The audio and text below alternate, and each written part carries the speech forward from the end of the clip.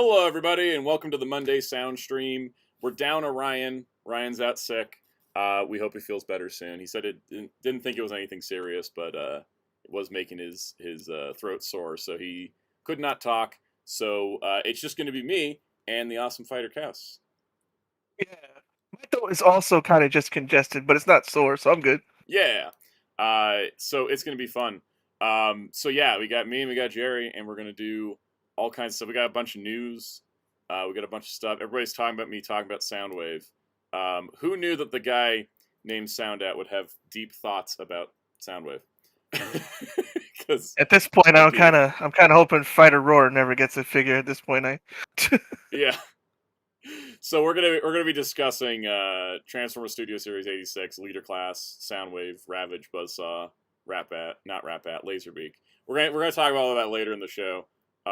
Because yeah, you know, I named myself Soundout after Soundwave and Blackout. So Master Vince, it's all good because I do not like the toy, and that'll be the tease. I'll explain why. I have perfect justification for all of it.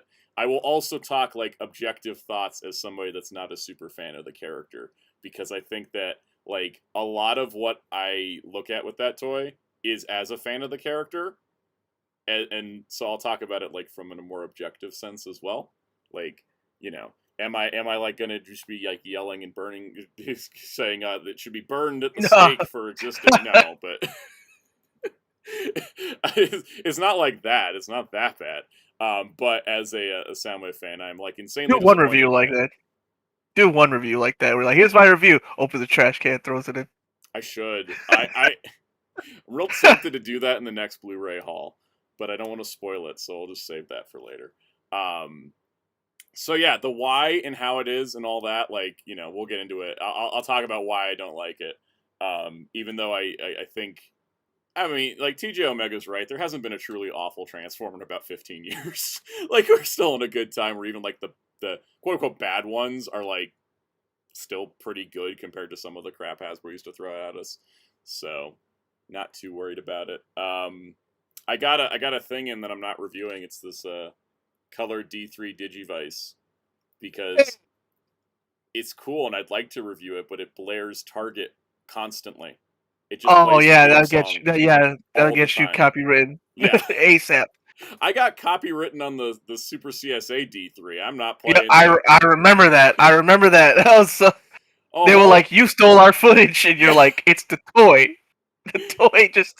It's the toy. It's not. It's like, and Bandai thought that I stole their footage from their demo video, which is just like mind blowing. AR, that's a good point. The Crisis on Infinite Earths trilogy. I should buy that just so I could throw it in a trash can. Yeah. Muteki said maybe Santa can buy the old Digivice I didn't review. I didn't review it exactly for the same reason, because it plays Butterfly constantly. I might. Yeah, it did. That's right. Yeah. Yeah. I might do a short talking about them as like a comparison between the two, because I significantly like the D3 more than the Digivice, and not just like because I do like the D3 more, but I think they made some improvements to the actual game that I want to talk about. So maybe it'll be a short, because I won't get copyright tagged on shorts. They usually don't care. So I can get away with more in shorts, unless you're Disney and their music policies. So we'll see. Yeah, anyways, it's good though. I mean, if anyone's wondering like my review of it, it's good. If you like the Digivice like games, I kind of prefer the roleplay toy style, because I like just pushing a button and seeing an evolution. I don't know if that's just like, I don't know, jangling keys for me, but like I kind of dig it. Does that color one have the thing where you can connect two together, or no? Yeah, you can. It actually. Oh wow. It's the first time I actually got to connect the, where's it at? Because I didn't buy any of the color V-Pets, so when I got the Digivice color, I couldn't do the Battle Link mode, but now that I got the D3 color, I can do the Battle Link, because they're compatible. So that's pretty cool. I didn't know they were compatible. Yeah. Yep, yep. I think it's really nice they did that. Oh, and the other cool part, too, is on the Digivice color, the USB-C charging port is behind a rubber door that I kind of feel like I might accidentally tear off at some point. But on the D3, it's a little sliding panel for the charging port, because they just replaced Wonder Swan connection port with the charging Oh port. wow. Okay, that's a lot better than D3. Yeah, I see what you with the original being. You could tear it right off. Yeah. So I'm definitely, I think like overall I think the D3 is better than the Digivice, and the buttons are easier to push. I was telling Jerry about this before the show. I haven't beat Apoclymon on the Digivice because you have to push this button 16 times, and my finger keeps getting stuck, and I can't push it enough because the button's kind of weird. But I've barely lost any fights on the D3 because the buttons are raised, so you can press them a lot easier. So, yeah, I think this is better than this. Well, it's funny you're showing that, and I just shipped my old one out. Yeah, you managed to sell your old one, which is great. I wish I could find the other one I have. I had two. Mm-hmm. AR said, "Why did my mind go to saying Wonder Swan like the Wonder Core commercials of Kogami?" Sometimes you hear Wonder and you fill it in for the rest of it. Yep. And also, I don't know why my brain was. I don't know. I was listening to music all weekend, but now my brain just like came up with an edit we should make, which is a Wonder Swan with Stevie Wonder's face on it, so it can be the Stevie Wonder Swan.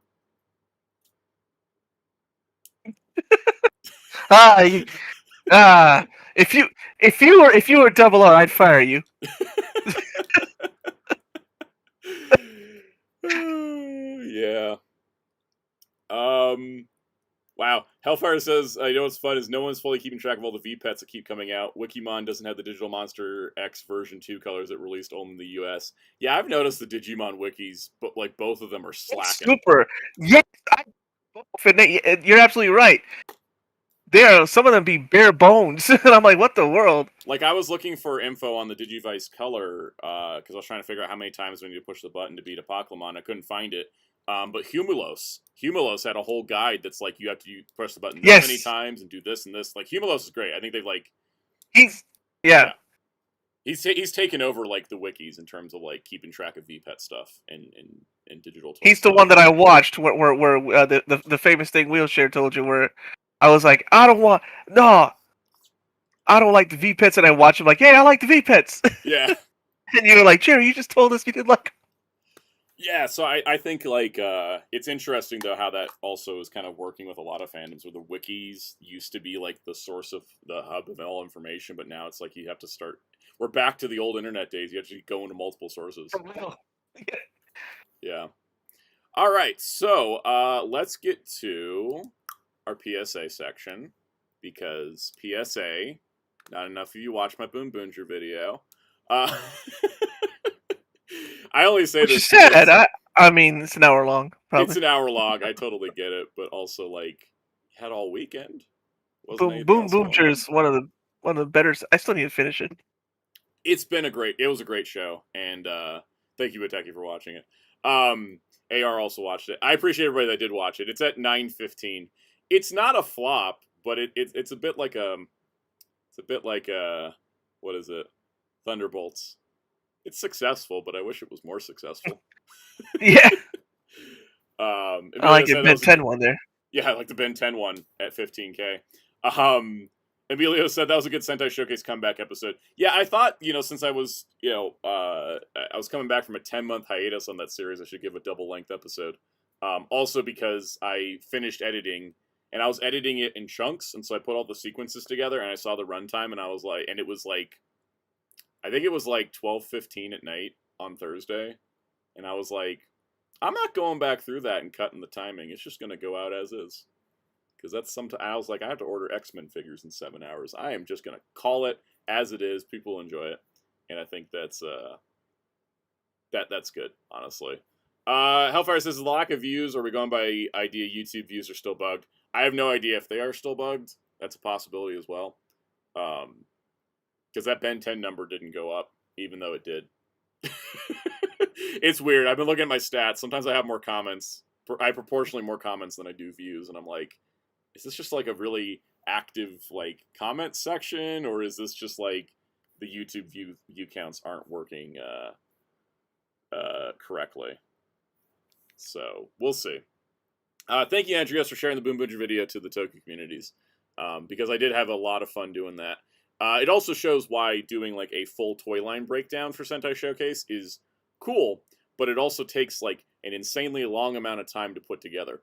And kind of the length of the video reflects that. I think the next showcase, whatever it will be, will not be like a full year's toy line again, because that was a lot of work. But also, Boom Boonger also had a ton of combination stuff. So, yeah, it'll all work out. This week's videos we'll be doing. Am I doing a Blu-ray video this week? I think the Discotek stuff's coming in, so that's going to be fun. Oh, which one specifically? I think it's, what is it? I have like 4 titles. It's Kamen Rider Amazon, Mega Man, the Ruby Spears Mega Man, USA, Oh wow, USA Darkstalkers.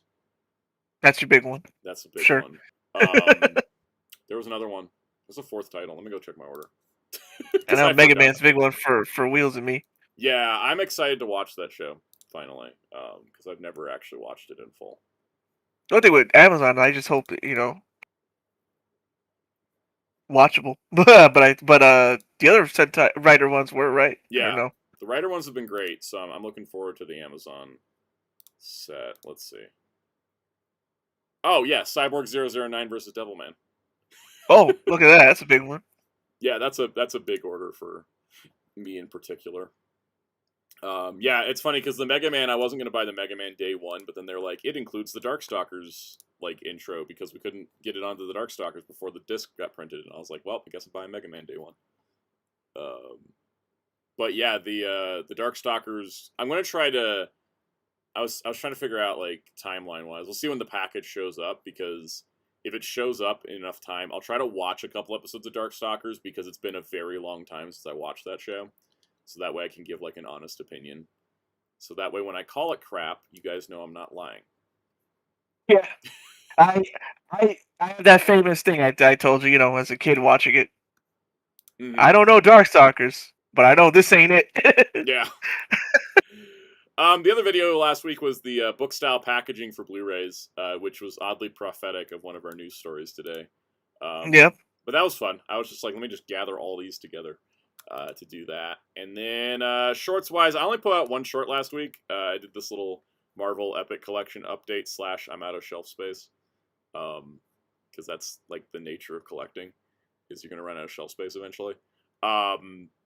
But yeah, so that I did that. I didn't do a Thursday short because I was like in the middle of working on that Boom Boonger video, and it was already taking longer to do than I thought it was going to. So I was like, I'm not going to worry about doing a short right now. Let's just put that off to the side.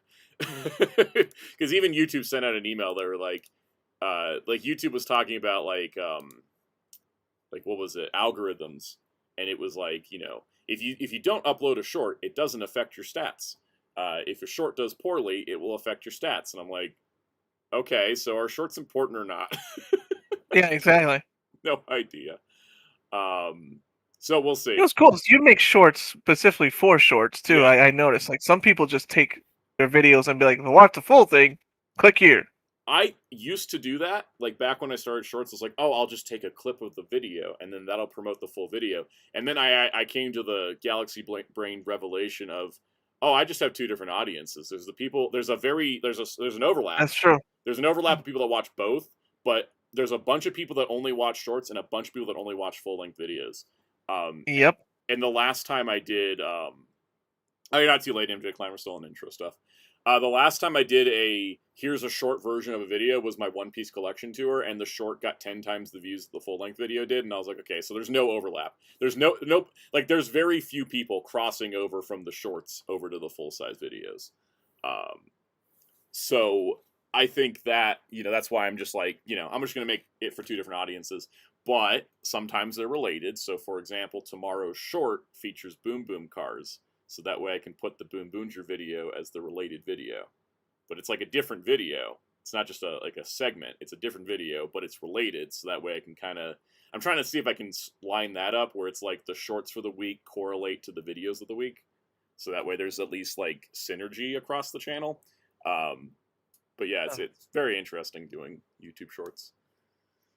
So yeah, in other news, the Phantom of the Opera Kickstarter for the fancy for the comic book that I remember that case, which you talked about last week. I remember that. Yeah it's hit 70% funded, so it's well on its way. It's moving faster. It's moving faster than the Frankenstein and Dracula did, so that's encouraging. I'm excited. I'm pretty sure it's going to make it at this point because what is it? It's already at where are we at this point? It's progressing better than the last several Haslabs, so that's encouraging. Oh, well, that's already good. Yeah. Yeah, it's at 52,000 of 70,000, so I'm pretty sure it's going to make it. Still got 22 days. Yeah, it should make it. What? Yeah, it's got a month. Oh, yeah. Yeah. So I'm excited about that, and then I'll get to like review it in a comic haul after that. Especially with that stage play thing it has. The whole case, like having music and like the trap door in the back for the extra books and all that, like that's fun stuff.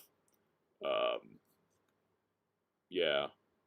Jeremy Carr says, I don't watch any of the shorts of the channels I'm subscribed to. Yeah, that's what I mean. I feel like it's two different audiences, but you can serve both audiences. It's just trying to I've seen other channels like that a lot. Yeah, like I think there's a guy I watch on YouTube. He's can't remember his name at the moment. He's been doing a live react show where he's going through every episode of X-Men Evolution and like reacting to it live. It's been really fun. So what he's been doing is he's been doing the full-length videos are like him reacting to 2 episodes at a time, and then he'll take the best bits of them and then turn them into YouTube shorts.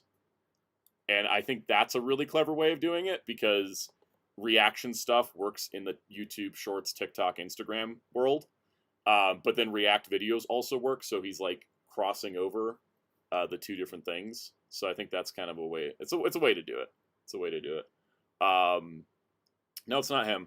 I should actually look this guy up real quick. Let me go find it. I like his stuff. I want to shout him. I like Happy. I don't even know if Happy Console Gamer makes shorts. I've only ever seen him do long form content. Yeah. All right, here we go. I found it. It's Nikhil Clayton. He does a lot of X-Men videos, so you wonder why I follow his stuff. But yeah, he's been doing this whole series on X-Men Evolution. It's been great. It's also making me realize why X-Men Evolution is my least favorite X-Men show, even though I still think it's good because Storm does nothing in the whole series. And I didn't really consciously notice it until he started Me neither. I never thought about it either. Yeah, like he actually, one of his shorts he just posted was let Storm do things, because the show has so many episodes that are like focused on weather disasters, and yet Storm is not able to. She's either not there or she's not able to solve the weather problem. You know, the more I think about it, you're right. Storm doesn't do anything. Yeah, like he Wild. was. Watching that show. Yeah. Because, like, during the episode 1 and 2 thing, he was like, so is Storm going to get a line? She just kind of stands here. I've never noticed it before. And so it's been fun. He's decided to do the entire series. Because he did all of season 1 and people were enjoying it. I'm like, I'm enjoying it. So it's been pretty good.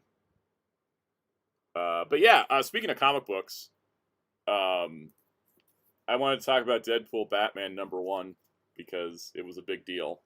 And I got this cool wraparound cover. It's like oh, look at that! Yeah, Greg Capullo art is always fun. So I thought I'd want to talk about this because it's kind of a huge comic deal, right? And it's a one shot that has a follow up with Batman Deadpool later. So Deadpool Batman, there's a bunch of stories in here. Like the main one obviously is Deadpool Batman. So Zeb Wells and Greg Capullo, and I gotta tell you that I think that. Oh boy. Zeb Wells gets a lot of crap for doing you know why Spider-Man. I know what. He knows what he did. He knows what he did. I think he writes a pretty good Deadpool. I don't think he knows how to write Batman though. That makes sense. Isn't he more? Has he ever done anything DC? I don't think like before so. This. I feel like he's really only been a Marvel guy. And it's funny because we're going to have Batman Deadpool written by Grant Morrison next. And I'm really curious, Grant Morrison Deadpool. Because we know Grant Morrison Batman. He's got 3 whole omnibuses. But Grant Morrison Deadpool is going to be very interesting to see how that goes out. But I thought the story was pretty fun. I thought it was neat. It felt a little predictable at times. Which is kind of, I think, like sort of the issue with Deadpool as a character is there's not too much you can do with the character at this point because it's just a lot's been done. But I think it was fun. It was kind of just playing with the thing of like, I think Deadpool mentions like he went through a dimensional portal or something. The next story in it was Captain America and Wonder Woman by Chip Zdarsky with the beautiful Terry Dodson artwork, because Terry Dodson has never lost a step. Like, the artwork is just gorgeous. Also, Terry Dodson drawing Wonder Woman just makes me happy. This one got a bunch of heat online because people did not understand it. I saw people complaining about a certain moment in this out of context, which is good in context. I think it works because I don't want to spoil it, but the conversation that Wonder Woman and Captain America were having was about their position in the world as icons, not just as people, and like how their actions reflect things. And I thought it was really great, and it was a really nuanced take. And it's kind of fun because it basically is just pretending like Wonder Woman and Captain America exist in the same world and have always existed in the same world. So that one's neat. It's kind of like yeah. Project Crosszone does that, where Yeah. like they'll be pretending like, oh no, you know, we Cyclops. Oh no, Crosszone. Well, who was in Crosszone? It'll be like Jury from Street Fighter has always known Mega Man and stuff like Yeah. that.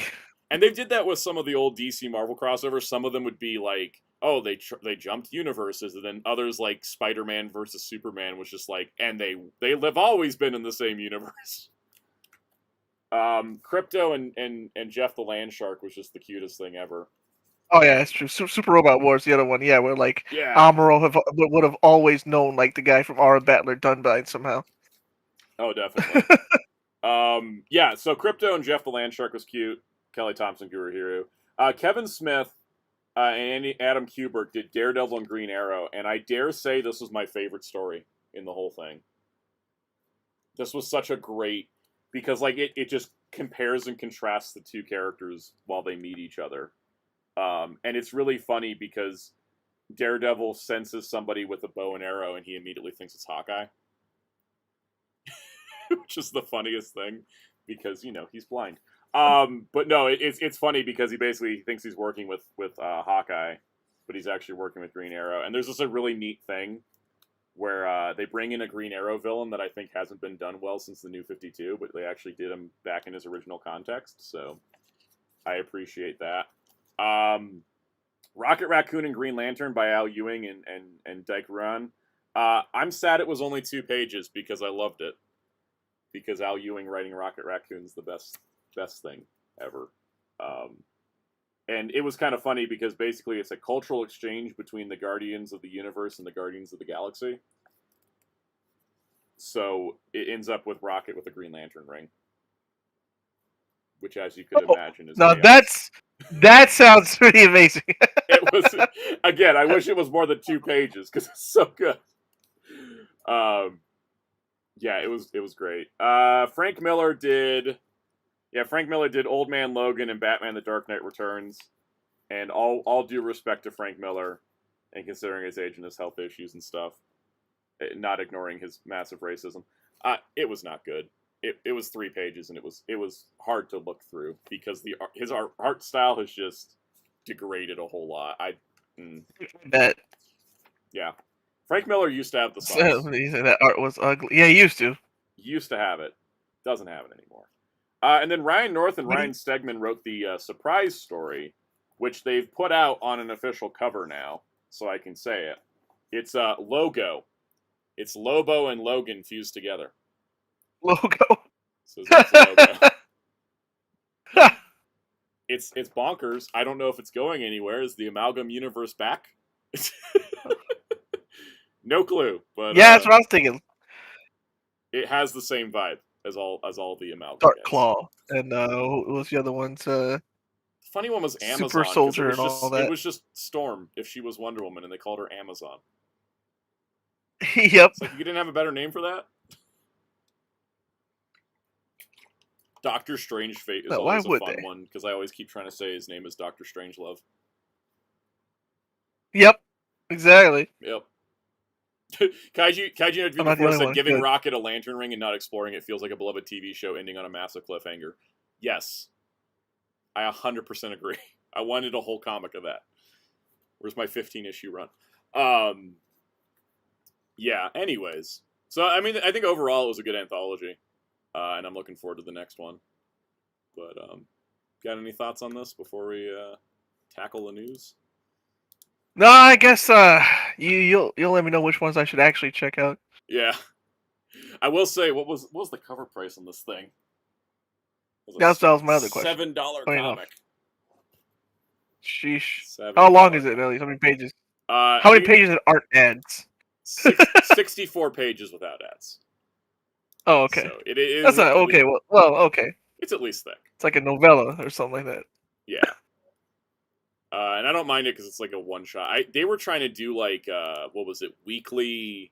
They were doing weekly action comics, and every issue was like $5 or $6, and it was weekly. I'm like, how? This is literally not sustainable under anybody's budget right now. So, and then they stopped doing that after about 8 issues because it wasn't sustainable under anybody's budgets. Like if you're gonna do a weekly book, it's got to be cheap. You know, like you can't do a weekly book and have it be like $6 a week or something. Like craziness. Anyways, what's up on our first docket here? Oh yeah, we got Blu-ray news. It's actually kind of Yeah, so what is up? What is up? The Blu-ray news is a little light this week because we've had some recent like really heavy news. So let's go check it out. So we got our first Blu-ray news topic. Fantastic Four First Steps is coming to digital and Blu-ray. Digital platforms is tomorrow, the 23rd. And Wow. 4K Blu-ray and DVD on October 14th. There will be a standard 4K, a 4K Steelbook, a standard Blu-ray, and a standard DVD. And then Amazon has a special edition 4K Steelbook that comes with a copy of the First Steps comic book, some cards, and a magnetic cover, I think. Yeah, magnet front cover, so you can have like an alternate cover stuck to the front of the Steelbook. And then Walmart gets a little pop-up book type thing, which looks kind of neat. And then for bonus features, we're getting 5 deleted scenes, a gag reel, and 3 featurettes and a commentary. So that sounds pretty cool. I'm gonna try to get this Amazon Steelbook. I'm hoping to make some money and at some point and get that. Yeah, it'd be great. And I think it's crazy how fast these things come out now. It is. It is kind of insane. Blade Runner says the comic adaptation or something original. It is original. It's an original prequel comic to the movie. They did release that back in July in full size comic form, so it is out there. But yeah. Oh, and Kaijin 84 talked about the Tron 4K selling out. Yeah, you know Disney not giving anybody more than 2 weeks heads up means every retailer under ordered for demand on Tron. So there is more coming. That is confirmed from people that know people. There is more stock coming, but it's going to be like later this month, early next month, because Disney's now apparently putting them on the priority fast track because what a surprise, the demand was higher than they anticipated. Isn't that why we do pre-orders, right? Not 2 weeks in advance, but like a couple months, so you can adjust for it. That being said, none of the Fantastic Four stuff is up yet. All right. Speaking of, we were talking about shonen anime last week, and we were talking about British shonen anime, Downton Abbey. And this week, we got the announcement of a Downton Abbey Ultimate Legacy collection containing all 3 movies and all 6 seasons of the TV series in a 52-page special book packaging. It's funny how I basically called this, because I was talking to my mom, and I was like, they're probably going to do a box set of the entire TV show and the movies. And then I made a video about book-style packaging, and then here we are with book-style packaging. And after taxes, it's technically only $5 more than the Cyberpunk Edgerunners Blu-ray from Aniplex USA. But here you get 57 hours of television and movies, and a book style, and a certificate of authenticity, because it is limited to 2,850 copies, Amazon exclusive. No release date yet. It'll probably release alongside the 3rd movie's release. But yeah, got it on order because my mom didn't have the show, but she has the movies, and I was like, maybe I'll watch the show now because it'll be on one big old box set. So yeah, it's pretty cool. Yeah, Jeremy Carr says, from now on, every box set is compared to Edgerunners. Exactly. It's how I justify buying the Edgerunners Blu-ray. I feel like if I complain about the Edge Runners price all the time, it makes it okay. I bought it, right? This is Aniplex, isn't it? It is Aniplex. Oh yeah, that's right. No wonder. I think it's funny too because I was looking at it. This Downton Abbey box set, you can get this entire Downton Abbey series in a special box, or you can buy the Entertainment District arc from Demon Slayer. It's 11 episodes. Same price. You know what? I'd rather buy Downton Abbey at this point. Right? You get even more drama, but like you get 57 hours of stuff. Not an plus, anime you plus, can binge in an afternoon. I love the outfits. I love them. I don't talk about fashion much, but I think you already know that. Yes. But no, like that's the thing of like Downton Abbey. Like every time I've seen anything for it, it's just like why that costume designer on this show and the movie should always be getting awards every single time. Legit, because it's incredible. And it's also cool. Like the book is highlighting the costumes, which is my favorite part of the book. I'm like, yes, highlight the costumes because it's great. Yeah, I don't know if this movie has the chance, but the costume design Oscar should go to Downton Abbey grand finale. So, Blade Raider, you're keeping you're letting the secrets out of the YouTube business, because I will definitely be doing a video on the Cyberpunk Edge Runners. That's the secret. If you make a video about it, you justify the purchase. Yep, exactly. Recoup some of that. Yeah, exactly. And yeah, unless it hits like Ben 10, I'm going to be recouping a very small part of it, but at least it's something. It's a little bit. All right. It also I can really, I don't know what the title's going to be on the Cyberpunk Edge Runners Blu-ray, but I'm probably going to put in the title "Too Expensive?" ? It's a good eye grabber. Will I toss it in the trash? No, not for the price I paid for it. No, yeah, not for that. Yeah, not for that. I will. Maybe I'll print out the Aniplex logo and throw them in the trash. Or yes, that would be perfect. Actually. Yeah, I should have. And if you don't mind burning trash, do that too. I don't think I should because we're in a perpetual drought. But yeah, I would love to. Or do I need to go back to the theaters and see Demon Slayer without anybody around so I can just like film myself booing the Aniplex logo? Yes.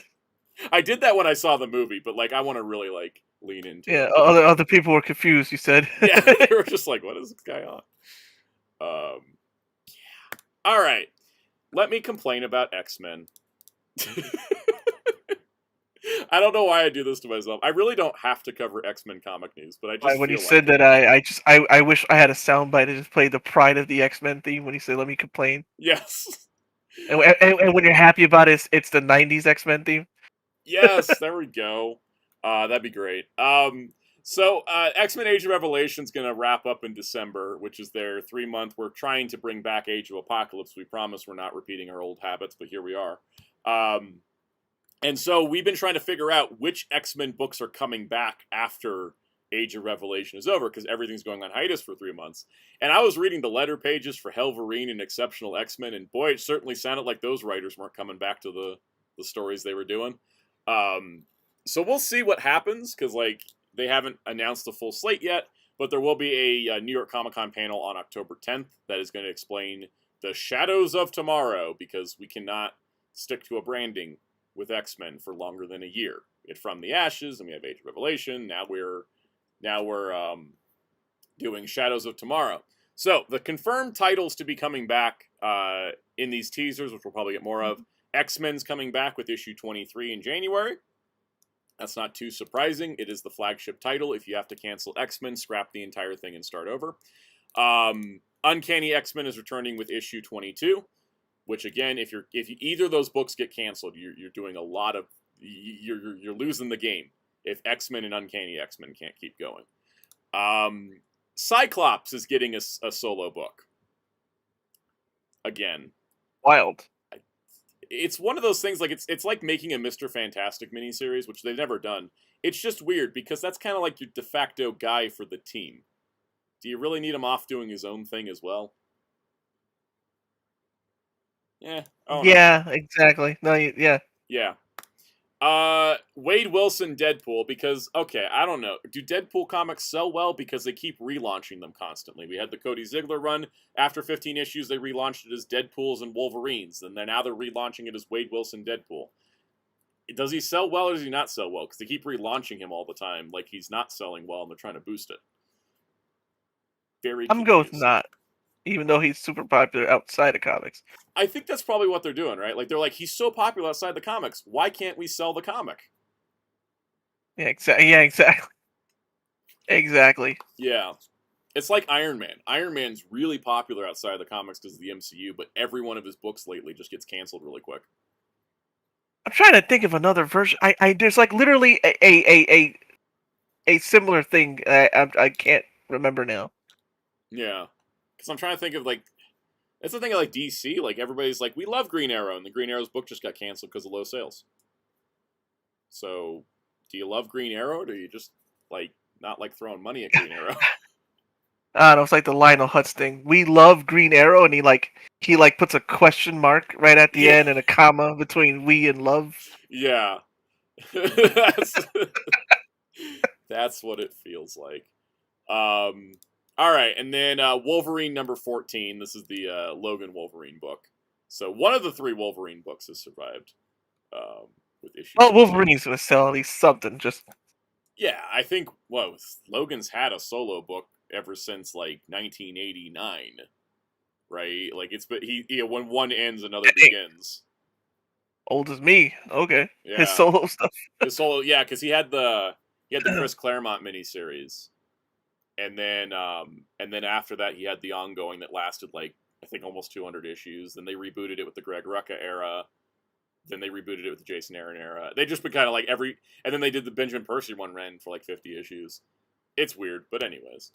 And then then the X-Men 23. I think those are the only 5 confirmed so far. I have seen that like Psylocke and Magic are coming back, which is nice. Oh, okay. Yeah, cool. I'm actually surprised at those because every other book seemed to be getting canceled. But Magic and Psylocke, apparently they're restarting from number 1, but they are coming back. There was some preliminary listings for them. So you think Marvel Rivals helped? I think Marvel Rivals helped immensely. I think those books coming out after Marvel Rivals I think if those books had come out a year ago, they would have been dead in 5 issues. But because of Marvel Rivals, I think Magic and Psylocke have they're now high profile tier mutant characters. I don't know if there's any other books that are confirmed to be continuing. I think Storm, because I think Murray Adale said that Storm, because it was selling so well, they were confirmed for 12, and then I think he recently confirmed they're confirmed for 24. So I think Storm's coming back. If Storm doesn't come back, I'm gonna be mad because it's the only X-Men book currently that I 100% like. Because there's other ones I'm still reading, like I'm reading Phoenix reluctantly just because there's cosmic characters in it. I was reading Exceptional, and if Exceptional comes back, I'm not going to be mad about it because I think it fell off. If Wolverine doesn't come back, that'll suck, but I'm not too surprised. It's also a Ghost Rider comic. That's like the intersection of solo X-Men book and Ghost Rider comic. This sounds like it's not going to last that long. So there's that. Pretty much everything else, I just am not caring for the current era. Maybe I'll pick Uncanny up again on Marvel Unlimited with the new stuff. But, that's how I feel. Yeah. I really loved Krakoa. Krakoa at first, I was like, but then I really got into it, and then by the end of it, I was like, I don't understand what's going on. It's all falling apart. And then now that it's over, I'm like, can we go back to Krakoa? I miss it now. Mr. Tanuki, that's a good point. Maybe it is time to put Laura and Daken in the same book. There was that great crossover during Marjorie Liu's run on both books. They work really well together. They're a great yin-yang duo. I think it'd be awesome if both their books were going to end because of low sales. Put them in a book together and just do something with that because I think they're great. I forgot to put my news time tag up. I knew something was missing. All right. Oh boy. I was going to say. Yeah. So Thundercats is doing a Ho special. Oh, what special? A Ho special. In parentheses, holiday. It's a holiday special. But if you take parentheses out, because parentheses means it's optional, it's a Ho special. It's a Ho special. I mean, look at the cover. Nobody wearing pants. Lionel's in the back, even. Yeah. The alternate cover. It's funny. The first cover here is using the cartoon designs, which is not how they look in the comic. And then this one is using the actual comic designs, except for Panthro, who looks completely different. And then this one actually has the comic designs, the third cover. It's weird that they're doing all this Christmas iconography. I don't think Christmas exists on Third Earth. I'm pretty sure there's not, like... I'm pretty sure there's, like, 2 religions on Third Earth, and none of them are Christianity or the pagan rituals that became Christmas. I mean, how many Sentai have you watched where they're still like, yeah, man, Santa and Christmas, and it's like, none of y'all just... It's funny because I think that's the or even fantasy stuff. That's the funniest part about Christmas, right? Like the universal stuff that everybody loves about it is, I think that's why Christmas is so celebrated as a holiday, right? Because the stuff everybody loves about it is separate from any religious context, right? So it's like, doesn't matter necessarily what religion you're a part of. Like your Christmas theming of trees, Santa, presents is a pretty universal thing, regardless. And I think that's kind of fun. I'm just wondering what this story is actually going to be like, because they did a Gargoyles holiday special, and it was like, it was Christmas time in New York, which made sense. But like, what is going to make this special about to make it like Christmas themed or holiday themed? Apparently, Ed Brisson said he's going to be bringing Snowman into this, which I guess that makes sense. I also think if I was anybody at Dynamite, I would have advised against calling it the Thundercats Ho special. Because I know Thundercats Ho is like a thing, but you're usually yelling it. When you say Thundercats Ho special, it just sounds like it's something else. So there's that. That's killing me. All right. We had heard about this at SDCC, but it's been solicited into a catalog. Radiant Black Massive Edition Book 2, which will contain issues 13 to 24 of Radiant Black, plus the Shift one-shot in a oversized hardcover edition coming out March 24th, 2026. So that's cool because the first one was great and it sold well enough to get a second one, which I'm happy about. And I hope it's doing well enough that like the other books could do it. Like maybe we could try Rogue Sun next because I really like Rogue Sun a whole lot. But yeah, if you're behind on trades or if you're behind on the series in general, that's pretty nice. Good to know because I've been wanting to get into that, and I would rather just have the trade or the hardcover. That's a hardcover. It's a hardcover, cool. Yeah. I think the hardcovers are nice because like the price on them, like the cover price on them is like $45, and then like when you look on like Amazon or like other retailers, they've knocked the price down. Like you get a thing around like $30, and you're getting a nice hardcover of like 12 issues. Like that's a good deal, regardless of like Marvel and DC will like charge you a lot more for the same page count. So. I think it's great.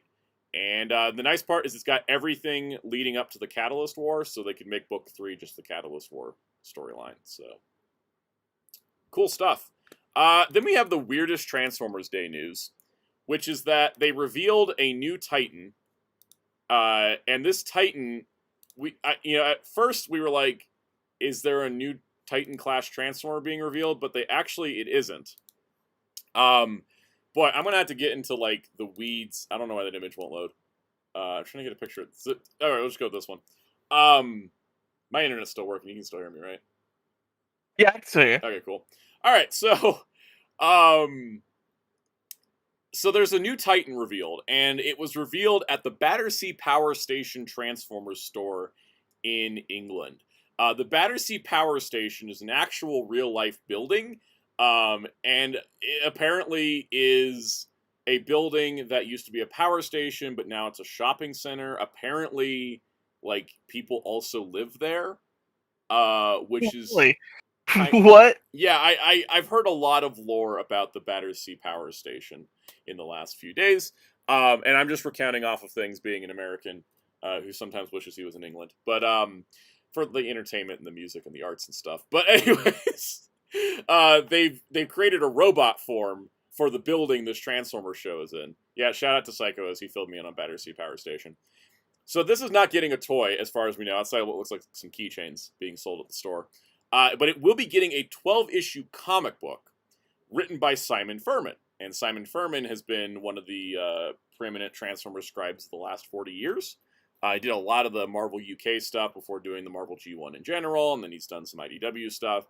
But he's writing a comic about the Battersea Power Station and the building itself becoming a Transformer. It's not planned to get a Titan class toy, which is good because like I think it would be insane to try to sell to anybody that doesn't like go to the store and knows the place.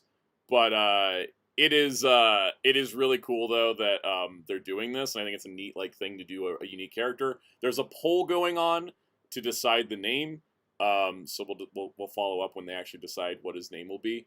But yeah, it's pretty cool. I like that we're just kind of inventing a Transformer off of a real life building. That's pretty cool. Yeah, I think it's really and neat. I'll be right back. All right, I'm gonna look up the Battersea. Hopefully, internet doesn't die when I come back. Yeah, I'm gonna pull up the website for Battersea Power Station. Because here we go. All right, so remember reject cookies. Just for anyone curious, what is inside the Battersea Power Station? Places to eat, drink, shop, work, and play, plus year-round events calendar. And they have apartments. Okay, so it's on the bank of the River Thames. That's pretty neat. So you can...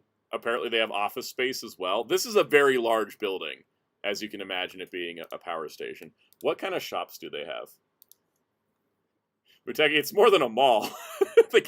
they got retail space, they got living space, they got office space. It's a lot. I imagine it's probably expensive to live here. Okay, let's see. Standard kind of stuff. Yeah, Battersea Bookshop. I'm just curious if there's anything insane besides we have a Transformer store. I think it's kind of neat that they do stuff like this, where they're like, let's build a store. Yeah, I mean, this is a lot of kind of, typical mall stuff, right? Lululemon, Marks and Spencer's Food Hall. Neon at Battersea Power Station. Why is there a dinosaur? There's dinosaurs. You can go see dinosaurs and buy Transformers at this place? This might be the coolest place. I think this is awesome. I'm already kind of into this. Okay, Master, imagine you're living in a mall for the rest of your life. I could live in an 80s mall because I love the vibe. I really do love the vibe of like 80s malls. I don't know if that's just me like looking at the past and going, it was so great, but like, I don't know, 80s malls seem fun. Watches of Switzerland. Yeah, this is interesting. Let's go look at the Transformers part of the page because here's the Transformer shop for anyone curious. They opened it for the 40th anniversary, and yeah, it looks like a shop. It's pretty neat. I think it's kind of cool, and I think it's kind of cool that like this shop, being the first Transformer store, is gonna have its own unique like lore stuff to kind of tie it together and really like make it kind of its own thing. Like I think it's cool. I think it's really cool. I have like no problem with that. It would be funny though if they're like, next year's Titan class, the Battersea Power Station, and then most of the world goes, what? Yeah, good stuff. All right, let's see. We got entertainment news. It's interesting. So I've been like going over like the entertainment news when I go looking at stuff, and I've started to. I don't know if you guys noticed. I've started to wrap in video game news, entertainment news, when the video games are like related to other entertainment media. So like if the game's like adapting something we have in something else, like that's kind of the thing that I'm kind of like going for. So if you guys are like, why don't you cover more video game news? Like I'm gonna cover it when it's like tangentially relevant to the other stuff I do. Like Butega says Borderlands 4. Yeah, I'm not gonna cover Borderlands 4. I don't know a single thing about Borderlands. That's not in my wheelhouse. But like if there's Metroid news, maybe I'll talk about Metroid news. If there's a rumored state of play and it's not more James Bond footage, then I'm not probably interested. So there's that. All right. In entertainment news, One Piece Season 2 for the live action. Yeah, Calcius stream is for video game news. Thank you, Hellfire, for reminding me. That's what we do. We mostly talk the video game news on Calcius streams because they're video game streams. All right, so One Piece Season 2 still doesn't have a release date, but they did put out another behind-the-scenes reel. Nothing too significant besides it looked good, except we got our first look at live-action Tashigi. And Tashigi looks great, just like everybody else's looked great.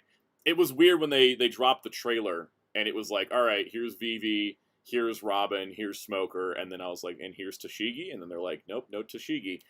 So they haven't given her like a glamour shot, but they did have a shot here from the behind the scenes reel. She looks great. She got the hair, the glasses, the whole outfit. I think she looks great, and I'm excited to see her because I like that character a whole lot. Emilio, yes, I am hyped for season 2 of One Piece, mostly because they're introducing a lot of my favorite characters like Robin and Vivi and Smoker and Tashigi. So, Smoker and Tashigi are like the 2 like marine characters I like. The rest of them can I can't actually say those words on stream. But I like Smoker and Tashigi. I have a feeling like they wouldn't be Marines in another life, and that's the part I like about them. So it's cool to see them. And I'm looking forward to seeing them together, because that will be fun. All right. Next up, touched on Fighter Kausa stream Friday, but, Marvel Comics, that's tangentially related. Marvel Cosmic Invasion announced 2 more characters, which I actually didn't expect either of these to join the roster. They're both surprises. We're getting Black Panther and Cosmic Ghost Rider. And I gotta tell you, I don't like Cosmic Ghost Rider as a personal opinion. I just don't like him. I find him to be a knockoff Lobo. But I like the idea that, like, each Marvel game would get a different Ghost Rider that fits what they're doing, right? Like, Robbie Reyes' Ghost Rider fits in Tokon because they're more anime-styled. Cosmic Ghost Rider, obviously, is going to be in the Cosmic game. So I think it makes a lot of sense, and I think it's really, really cool. And his moveset looks fun, which is important. The interesting part with Black Panther, the reason I didn't expect him, as Muteki said, is because I'm about to sneeze. Try not to sneeze. Excuse me.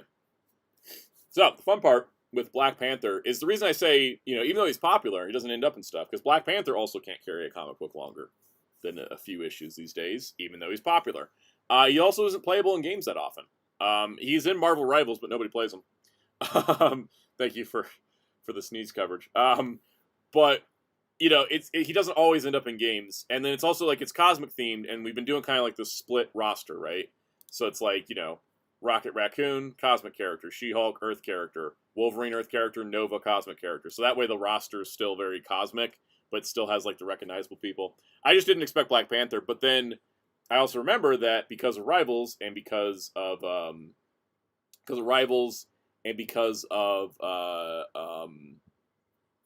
Imperial, the current comic stuff, Black Panther is now becoming a cosmic character with this whole Intergalactic Empire of Wakanda thing, which I'm still not quite like sold on. But I think it's cool he's in it for sure. Oh yeah, AR mentioned the 1940s game with Black Panther. Yeah, I don't know what's going on with that. That has canceled game energy, just like Wolverine. Like, there's a lot of these games we never hear about for years, and I'm like, so they ever coming out, or did you just make that announcement to drum up shareholder interest? We'll see what happens, but yeah, at least with this, I think with all the reveals so far, it's been one cosmic, one Earth based, except for Beta Ray Bill and Silver Surfer. That's when we got 2 cosmic characters. But is it even? Is it balanced out? Let's see, we got 1, 2, 3, 4, 5, 6 cosmic characters. 1, 2, 3, 4, 5, 6, 7. We got 7 Earth heroes and 6 cosmic heroes. So we need like 1 more cosmic hero to balance it out, which I think is great. Yeah, that's right, Blade Raider. Spider-Man is in space right now. So I guess he also counts as a cosmic. I am. So I guess if Spider-Man counts as cosmic and Black Panther counts as cosmic, then Wolverine. Does Storm count as cosmic because she's now the avatar of eternity and is the eternal storm and can fly through space and stuff? I guess she counts as cosmic. Venom counts as cosmic because he's an alien symbiote. So is it just... No, because Planet She-Hulk's about to start, where She-Hulk's in charge of Sakaar. Wolverine, you're the only Wolverine, Captain America. You're the only 2 non-cosmic characters on this roster now. Everybody else got some kind of space thing going on, except for Wolverine and Captain America. And I just feel like they're going to shoot Cap into space just to make it work. Huh. Well, anyways, moving along. the Muppet Show might be returning. So Disney put out this announcement, which may have been done as a distraction from their nefarious business practices, as usual. But they announced the long-rumored Muppet Show special is happening. So the Muppet Show is returning for an event on Disney Plus in 2026 with special guest Sabrina Carpenter.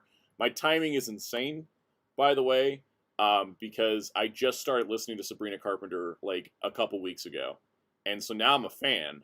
So now hearing Muppets, I'm in, and then you have Sabrina Carpenter, I'm double in. So like, timing works out sometimes. This is why I'm trying not to develop main character syndrome, because like, what do you mean I got into Sabrina Carpenter a couple weeks before she's part of Muppet stuff? I don't know. Life is weird.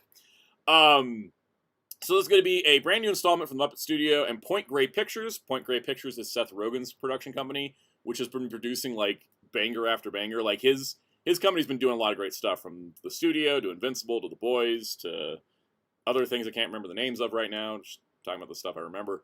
The Studio's fantastic. So it'll feature Kermit, Piggy, Fozzie Bear, Gonzo, and the gang as they return to the Muppet Theater to put on a variety show filled with music, comedy, and plenty of chaos. So they're bringing back the old format. Now, here's the big question. How is this relating to anything in the future? Which is, that is a one-off Muppet Show special coming to Disney+. It'll air in 2026 to celebrate the show's 50th anniversary. Sabrina Carpenter is the guest star, according to Variety. And the special could also be a backdoor pilot to relaunch the series. And I think that is the exciting part. If this does well, they could do a relaunch of the Muppet Show. And while I think that, people talk about like Jim Henson ended the Muppet Show because he felt like the format was done and, we've done it. It's been 50 years. We can do it again. We got new talents, right? Like Sabrina Carpenter's never done a Muppets Show episode before, so we got new things going on. And I think there could be a lot of really cool stuff out of this. I'm hoping we need something to get the Muppets back onto the radar. The last few revival attempts have not been doing it great, but I'm excited about this. I really hope this hits, because I think it's got everything lined up to do it, and I think it's good. So we'll see how it all turns out. Okay, speaking of more Disney distracting news, Star Wars: The Mandalorian and Grogu, only in theaters May 22nd. We got our first trailer for a movie that's not out for 8 more months, I think. 8 more months? 7 more months. Wait, it's coming out in May. Can I do math today? 5, 6, 7, 8. We're September. It's almost October, so we're about 7 months out. Actually, wait, no, we're exactly 8 months out because it's May 22nd. Yeah. So Mandalorian and Grogu it's the movie. Oh, you didn't even hear about the trailer. Yeah, this went under the radar. Being 8 months out from the release is crazy. Excuse me. So this is interesting because they did not do a Mandalorian Season 4, decided to do a movie instead. And the trailer for the movie, I think, is pretty good. I think it looks like more Mandalorian goodness. You really can't go wrong with Grogu. Sigourney Weaver's in it. Zeb from Rebels is in it. I thought it looked good. It does look a little disjointed because, there had been talks that maybe they took the scripts for Season 4 and turned them into a movie. We're on Mando and Grogu now. Nice. Yeah. So Mando Season 4 supposedly was turned into this movie. And it does feel like from the trailer that it's got like planet, like almost episodic nature. And one way that could be an issue, like a Moana 2 situation, where at least me with an editing brain can look at it and go, and that's where the Disney Plus episode breaks were before this was turned into a movie.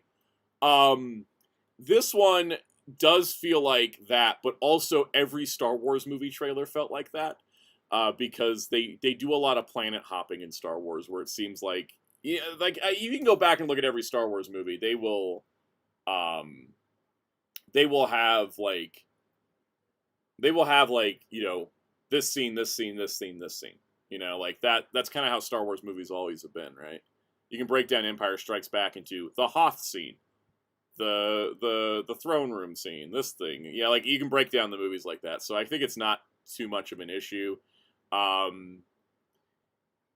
Hellfire, this is not the movie that's supposed to wrap up all the Disney Plus shows. That's another movie that Dave Filoni's doing. This is Jon Favreau directing. Dave Filoni is supposed to be directing a movie when he's done with Ahsoka season 2. This is, like K-Master mentioned, this is the first Star Wars movie in like 7 years. And I think it could do well, especially with Grogu there, because Grogu does print money. Mutegi, this takes place after Episode 6, after the 3 seasons of The Mandalorian. Because they're doing stuff in that era with Mandalorian, with Ahsoka. I think it looks good. Now, a lot of people were complaining that it looks like a Disney Plus show. Okay, let me ask you the question. Why did you gas it up why did you gas up the Disney Plus show saying it looked like a movie just to turn around and complain when the movie looks like a movie? Because it looks like a movie to me. I sort of get the complaint of like, it just looks like the show. But you all praise the show for looking like a movie. This is what we call consequence of your own actions. So, I think it's cool. I think it looks good. At some points it looks disjointed, but we'll see how it turns out in the actual like final thing. I look forward to it. Now the thing is, if the Ryan Gosling Last Starfighter movie looks like a Disney Plus show, there's a complaint there because it's not a sequel to something and should look like a movie. This I still think looks like a movie, but the line between movie and streaming show has blurred so much I can't really tell the difference anymore. Got any thoughts on that, Kevs? I still need to see the trailer. Yeah. But like from what I'm hearing, you're not the only one who said like pretty much what you're saying. So, I mean, I'm probably gonna watch it still. I think it looks fun. I don't see why not. Yeah, I think that's the fun part. I mean, that's what we need. That's what we need in Star Wars. Not that Star Wars ain't fun, but like this level of fun. Yeah, because it's like we got silly monsters, we got like big vehicles exploding, we got like crazy kooky side characters. Like that's Star Wars. It's Star Wars to me. I like it. Yeah, and I think that's a lot of people. I get annoyed at people complaining about color grading on Twitter, but I also get annoyed at people saying like this movie looks like a streaming show. I'm like, no, streaming shows just look like movies. They're shot like movies. They're edited like movies. They're just longer. Everybody forgot what TV shows look like because we stopped making TV shows. We started making long movies. I mean, didn't people say that about what was it, Captain America and the Falcon and Falcon and Winter Soldier was that was a show, but people said it was basically a movie. So I mean, yeah, and when the movie came out, directed by the same people that looked like the show, people were like, "Why does it look like a show?" Like, because your brain's now thinking this is what shows look like, which is not. It's not normal and it's not sustainable, as we've seen. A lot of streaming shows get canned after a couple seasons because they can't keep the budgets going. It's insanely that's the reason why TV shows used to look a lot cheaper, right? Because they used to cost a lot less. Now your streaming shows cost more than movies. Yep, exactly. Yeah, and that's why it's not a sustainable business model. Because it's like if you're spending $200 million on a TV show, but you're not selling tickets to every showing of it, you're not making your money back. So, yeah. All right. Anything else on that? I don't want to get into color grading discourse, but I laugh every time people talk about color grading on Twitter. Every time I see it, I just shake my head because I'm like, none of you people have any idea what you're talking about. Why do movies look bad now? I don't know. Why are you pulling a screen cap from a YouTube trailer? Yeah, exactly. Like, I'll always see this like comparison as like, this is how movies used to look, and it's like a publicity still for an old movie, and then they'll compare it to a screen cap from a compressed YouTube video. Exactly. Me and you can go on all day because me and you both have the background in this, but like, it's funny to see people who don't have our training being like, "Oh yeah, this." And it's like you don't know anything about compression or codecs or anything like that. Exactly. Everyone was complaining about the colors in Wicked off the trailer on YouTube, and I'm like, yeah, it doesn't look good because it's a trailer on YouTube. Did you see the movie in a theater? Oh, look, you see the movie in a theater, and the colors look great. Exactly. Now, when people complain about the movie backlit a lot, okay, you can complain about that. That ultimately is a DP's choice to backlight the movie. This is not up to you. You can like it or not, but Yeah, it's really funny. Like when I see people complain, I'm just like, look. I see it a lot with anime too. Yeah. Oh, I anime was like, especially. Oh my god. Oh my god. If you want to talk about bad color grading, how about every Dragon Ball home release that's green? Yep. Toei just loves that for some reason. All right. Digimon. Oh wait, let me put the title card up. That's right. Digimon Don't do like last time. Expo 2025. So, Digimon Expo, for those that aren't aware, is not Digimon Con. Digimon Con is a digital event for everybody. Digimon Expo is a physical event in Japan. Cross Tales of Arise. Huh. Yeah, it's got some interesting stuff here. So, Digimon Expo, real life event. People gather in person to see stuff. The nice part is the last couple Digimon Expos, they've actually been streaming the main stage, which I think has been fantastic because you're actually able to get the news and get to see stuff and you get to know things at the same time. Of course, the streams run late at night for those of us on this side of the world, but I think that it's pretty awesome. So I think it's cool that they got to do that. Now, that being said, there wasn't a ton of huge news. Most of the news was kind of like small updates because we're about to come up with a new anime and a new game in like 2 weeks. So there's not really like it would be weird if they did announce big news at this point because yeah, exactly. Yeah, two huge things are about to drop in the same week. So, weird timing. Yeah, I love how it says there Tales of Rise collab T-shirts. God, that's like collab T-shirt. Like okay, and that's our first piece of news. Is there's a bunch of collab shirts for Time Stranger, right? So we got Tales of Arise are getting collab T-shirts, and then also Idolmaster is getting collab T-shirts. Yep. There also is a Digimon Time Stranger PC. Did I include the Tekken one? English there. Oh yeah, there's the Tekken one. There's also a Tekken one. One of them has Lily, which is great because she's an official Digimon tamer. Yes, tell them real quick about how that happened. So basically, Digimon World, what was it? Digimon World Redigitize. Just suddenly in the third act of that game, you just run into Lily from Tekken, and she has a Numemon, and she's like a boss character you fight. And it's like out of nowhere crazy. But apparently the reason why that all happens is because one of the guys that works on Digimon used to work under Harada, who of course is the Tekken guy.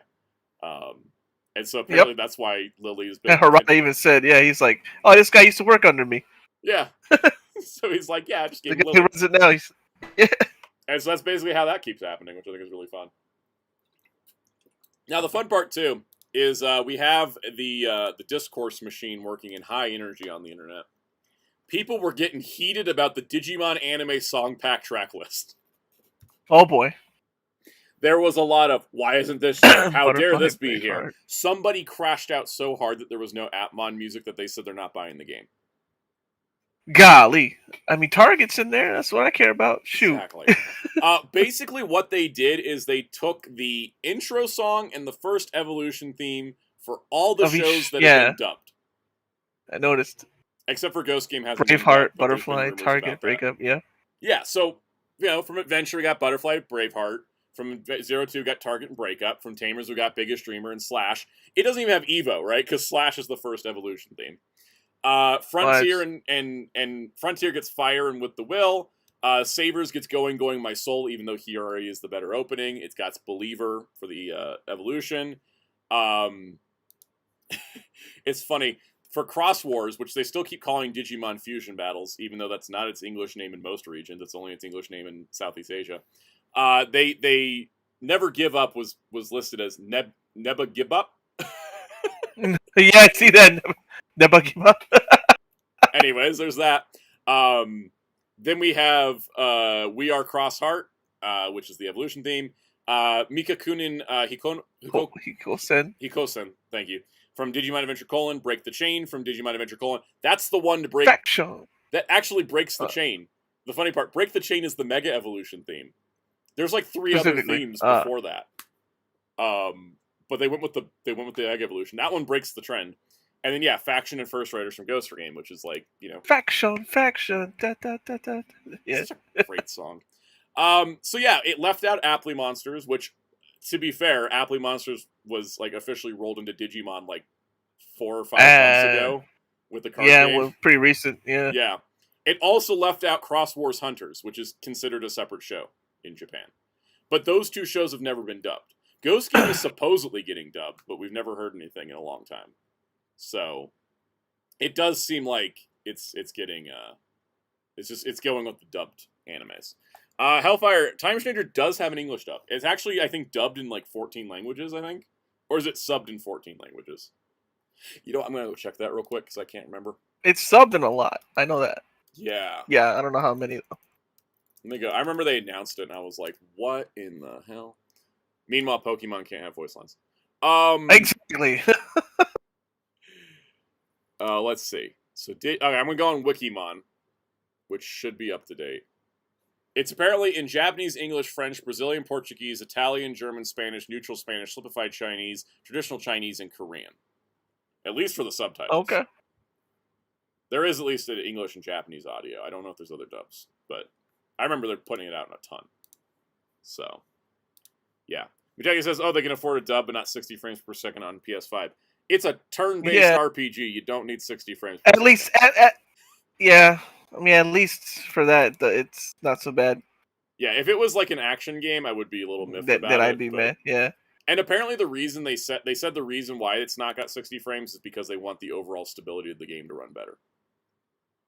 Yeah, for turn-based, that's fine if it makes it more stable. It's when it's like a fighting game or an action game that I'm like, no, I need 60. Exactly.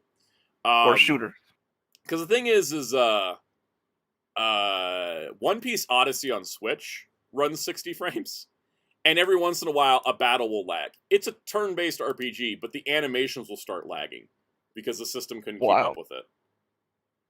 So, yeah. Oh, yeah, sorry. Hellfire also mentioned the FPS lock is to accommodate all the Digimons in the overworld. Because there's a ton of Digimon running around constantly. It's all for stability. It's all for stability. Yeah, we're so that's just the blah blah blah blah blah blah. I've talked a lot today. Yeah, I mean, hey. All right. Let me get back on track. There's one more Time Stranger piece of news. They released a new trailer, which features the theme song for the game, Wherever You Are by Riche. There is an English and Japanese versions. I believe Riche is doing both. The song is neat. That's all I got. I didn't have any deep thoughts on it. It didn't hit me super particularly like strong. I didn't have any strong feelings on it. I was like, that sounds like a nice song. It's also nice because there's a song. You know, sometimes we don't get songs. Cyber Sleuth didn't get a that's song. true. So, it's cool though. I like it. And it's nice that it's got a theme song. So, I don't really have any other thoughts on that. All right, moving over to card game news. I don't usually cover card game news unless it's a part of a Digimon event. I noticed. Yeah, I don't follow the. Yeah, I don't think you should like. Hey, so here, Yu-Gi-Oh ban list. All right, let's go. Yeah, I should do that one time. Just do a stream where I'm just doing like, and here's the Magic the Gathering band list, and I start judging it with having no knowledge of the cards. It's you just go like if you see like a crossover card, like, oh hey, I know that character. Yeah. Oh, Spider-Man's band.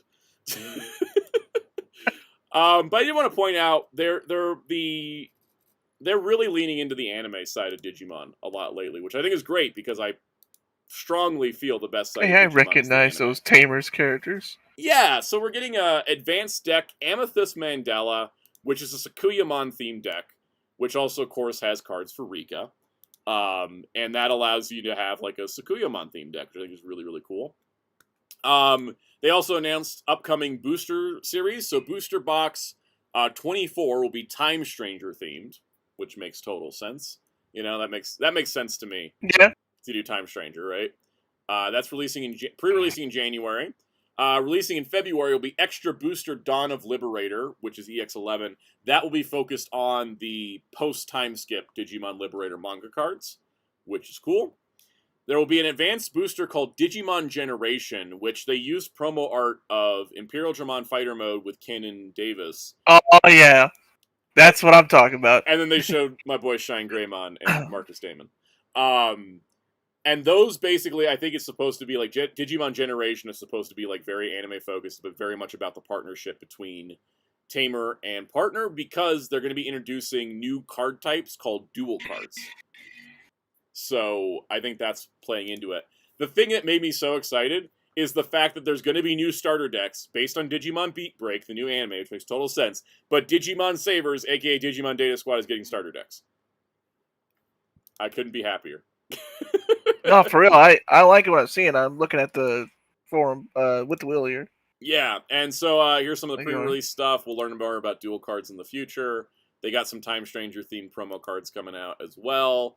I'm very excited about Savers decks because that gets me like whole evolution lines of my Savers boys and girls, and for once it'd be so great. I think they might do to fill out the rosters. It'd be really cool if they did like I don't know, again, card game mechanic wise, I'm just gonna throw these out just off characters. It'd be neat if like each deck is focused on 2 characters, right? Like, so you're selling like the Marcus deck, but he comes with the Commander's Digimon line as well.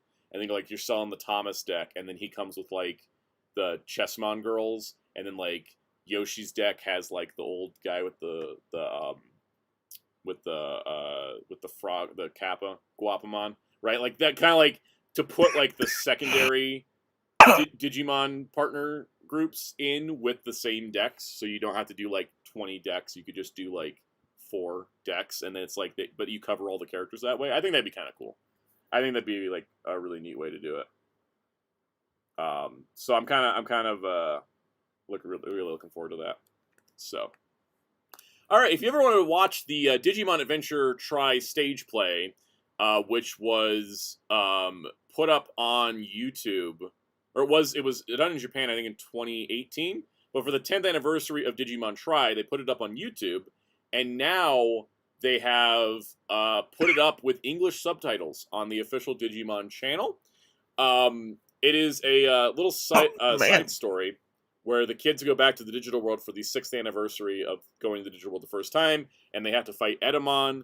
And Edamon does like a parody song of the Jackson 5's I Want You Back, which... was bizarre. The Digimon are all portrayed by puppets, including larger ones for like Metal Greymon and Metal Garurumon, and even a giant Omnimon. So it's really cool. Now, there is an English subtitle track. It is a little spotty. I watched the entire thing on Saturday when this went up because I thought, well, I've never watched it before. I know there's fan subs out there. But I was like, let me watch it. I was trying to grind through Digimon Hackers Memory, so I was like, this is perfect. So I was watching it, and I think it's a good stage play. The subs are really iffy though, because they start out pretty good. I think overall translation wise they're decent. The timing gets really rough because it starts out a few seconds off, but then by the back half of the show, you're getting lines like 10, 15 seconds before anybody says them. Oh, I hate that.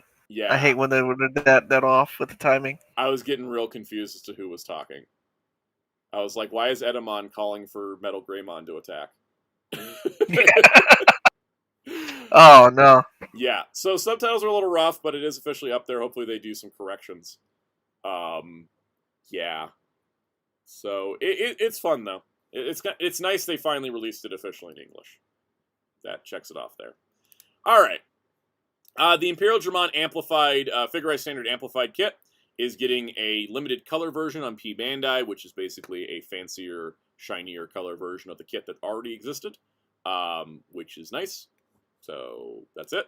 The big product news was the Digimon Color Cross Wars 15th Anniversary Edition. This is really, really cool because we've been getting Digimon Colors, right, of the old V-Pets. But here's a newer V-Pet that we're getting a color version of. Because during Cross Wars, also known as Digimon Fusion, they did release a red and blue V-Pet. Oh, that's sick. Of Shoutmon, and Metal Greymon were like the ones advertising it. But the whole idea was it was the old V-Pet style, but you could raise the Digimon, and they could Digicross and everything. And they were kind of just like simple little V-Pets. But they're bringing them back. And I think this is awesome because I never had a chance to get those back then, and now they're bringing them back full color. The roster will be the same between both. It'll be 28 Digimon. 11 can be raised. Others can be added to your armies. You can Digicross 3 of the Digimon that were exclusive to the DS Cross Wars game. are in this now, which means they're going to get added to the reference book because they have new artwork, which is Shoutmon Cross 3 GM, Shoutmon Cross 3 SD, and Shoutmon Cross 4S. So that's pretty awesome. And these are going up on. They're already up on P Bandai Japan. P Bandai US is about to go down for maintenance, so I think they'll go up when that site comes back in a week. It will have the freeze function, so you can pause your Digimon when you're not playing with them, and they have full color artwork on the outsides. It is the same contents, the same digital contents inside for both versions. So you can actually just buy one. You don't have to buy both. There's not any exclusive rosters from everything we've seen so far. I'm probably gonna get the blue one because I have a red cross loader, but I don't have a blue cross loader, so I might as well go with the blue. It still plays with the old one. It will play with the new color ones, which means it should work with the Digivice colors as well. Because any of the color devices work together. It doesn't play with the old black and white ones, though, which is a bummer. Because I wish they would. Yeah, I gotta find my old one. I understand why they don't work with the old V-Pets, but it would be nice if they did. But yeah, they only work with the colors, but they're 7,700 yen shipping in February, so... Dang, 7,700 yen. Yeah, they're kind of... At least they have rechargeable batteries and stuff. Oh, that's good. Yeah. Oh, yeah, you don't have to get those little watch batteries. Those things are expensive now, too. I've been trying to don't burn out the ones I got. They'll cost you like $10, $15. Like, I factor that into the price of a colored device now. The one I shipped has a fresh watch battery in it, too, and I'm just like, man, they better appreciate that. Better appreciate that thing, yeah. Hellfire says, I kind of wish these were in the style of the Crossloader. I feel like maybe now that they're actually doing new product for Cross Wars, if this sells, we'll get like maybe like an SCSA Crossloader, or they can't do a color edition Crossloader because the Crossloader was in color. But maybe we'll get like an SCSA Crossloader. So we'll see what happens, but it's exciting. It's exciting. I'm so glad it's something that's not adventure. That's the exciting part, is when they break out of just the first two shows and do stuff from the other things. So, all right. In the world of new Digimon news, we got confirmation of where Digimon Beat Break will be simulcast in the U.S., and it will be on Hulu. It'll be Japanese and English subtitles, no confirmation of a dub that may come later. They're not simul-dubbing it, it seems. We do not know about any other regions as far as I know, but apparently it will be just Hulu in America currently. So we'll see how that all works out. But that's cool that it's on Hulu, and I don't have to pay for Crunchyroll. I don't like Crunchyroll. Yep. I don't like Disney as a company either, but Hulu actually has value as a service, unlike Crunchyroll. For me, at least. Because I know there's other stuff on Crunchyroll that's like, you get value for this, but it's like, I don't... Everything on Crunchyroll that I don't watch, or anything on Crunchyroll that I do want to watch, I already own on Blu-ray. That's why I don't pay for Pretty much, yeah. Yeah. All right.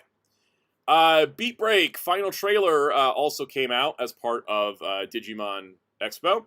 That looks way cooler than I thought it would. I mean, not cooler. that Beat Break looks bad, but I mean, it looks even better than I thought. Yeah, I thought this was a huge step up from the last trailer. I think the editing is still insanely too quick. Like, I feel like I had to watch it like 3 times to process anything I saw. And that's the thing I've noticed with a lot of anime trailers. They have like insane, frantic editing, right? Like, they're just like whipping it out like crazy, and I'm like, slow down. You can show me stuff. You can linger on it a little bit, but it looks really, really cool.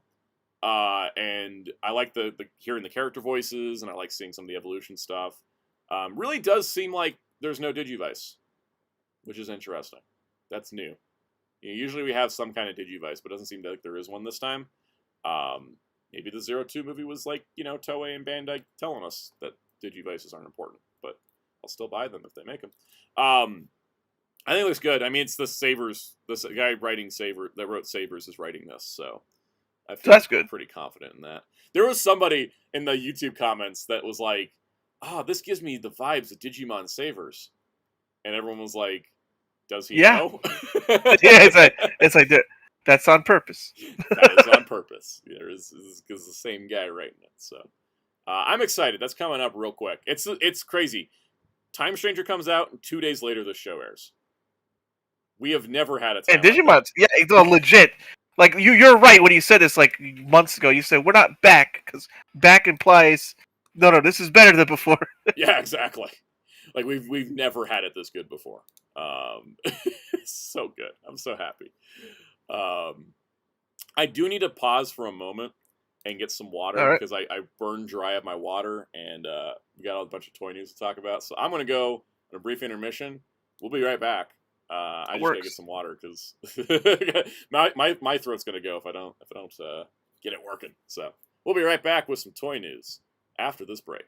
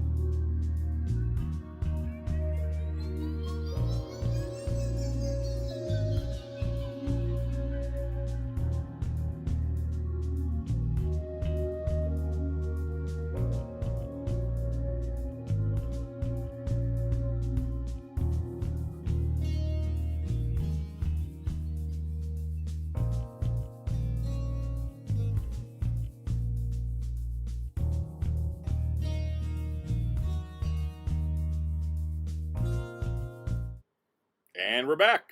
I got water. I'm all, hydrated up. Let's get to it. So, In toy news, I'm going to yap about Silverhawks, and everybody in the chat, and probably also Jerry, are going to be like, I don't know who any of those people are. Well, wait, I own this on VHS. That's true. I think you might recognize. I might not remember them, yeah. but at most you'll recognize the villains because the two Silverhawks in this wave are from the later part of the show that weren't ever released on VHS. Oh well. So okay, that explains that. All right, so we got Super 7 announced Wave 7. That they did Super not realize 7. Super 7 did Wave 7, but yeah. So Super Dragon Ball Hero superhero. Exactly. I got a hiccup going on at the moment. Right when you start drinking water. Yep. All right, so first up we got Flashback. Now Flashback, to put into layman's terms, he's Future Trunks. He's just Future Trunks. He comes from the future.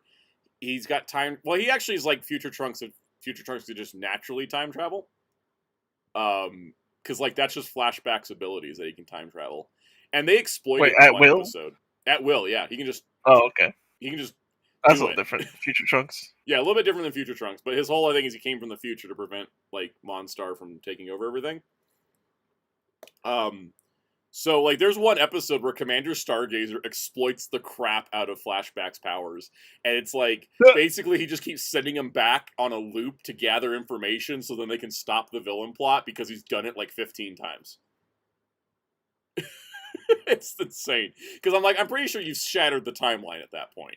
Like, you can't keep looping back on top of yourself. And it would be like, and this is like, this is like the 80s where they didn't think about time travel rules, right?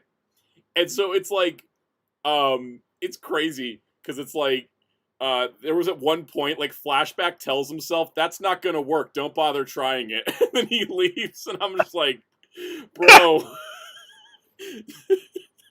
If this was any other time travel story, you'd have like some kind of like group trying to hunt you down for violating the timelines. God, Jean-Claude Van Damme shows up. There you go, Jean-Claude Van Damme, Silverhawks team up. Boom. Time Cop Silverhawks team up. Exactly.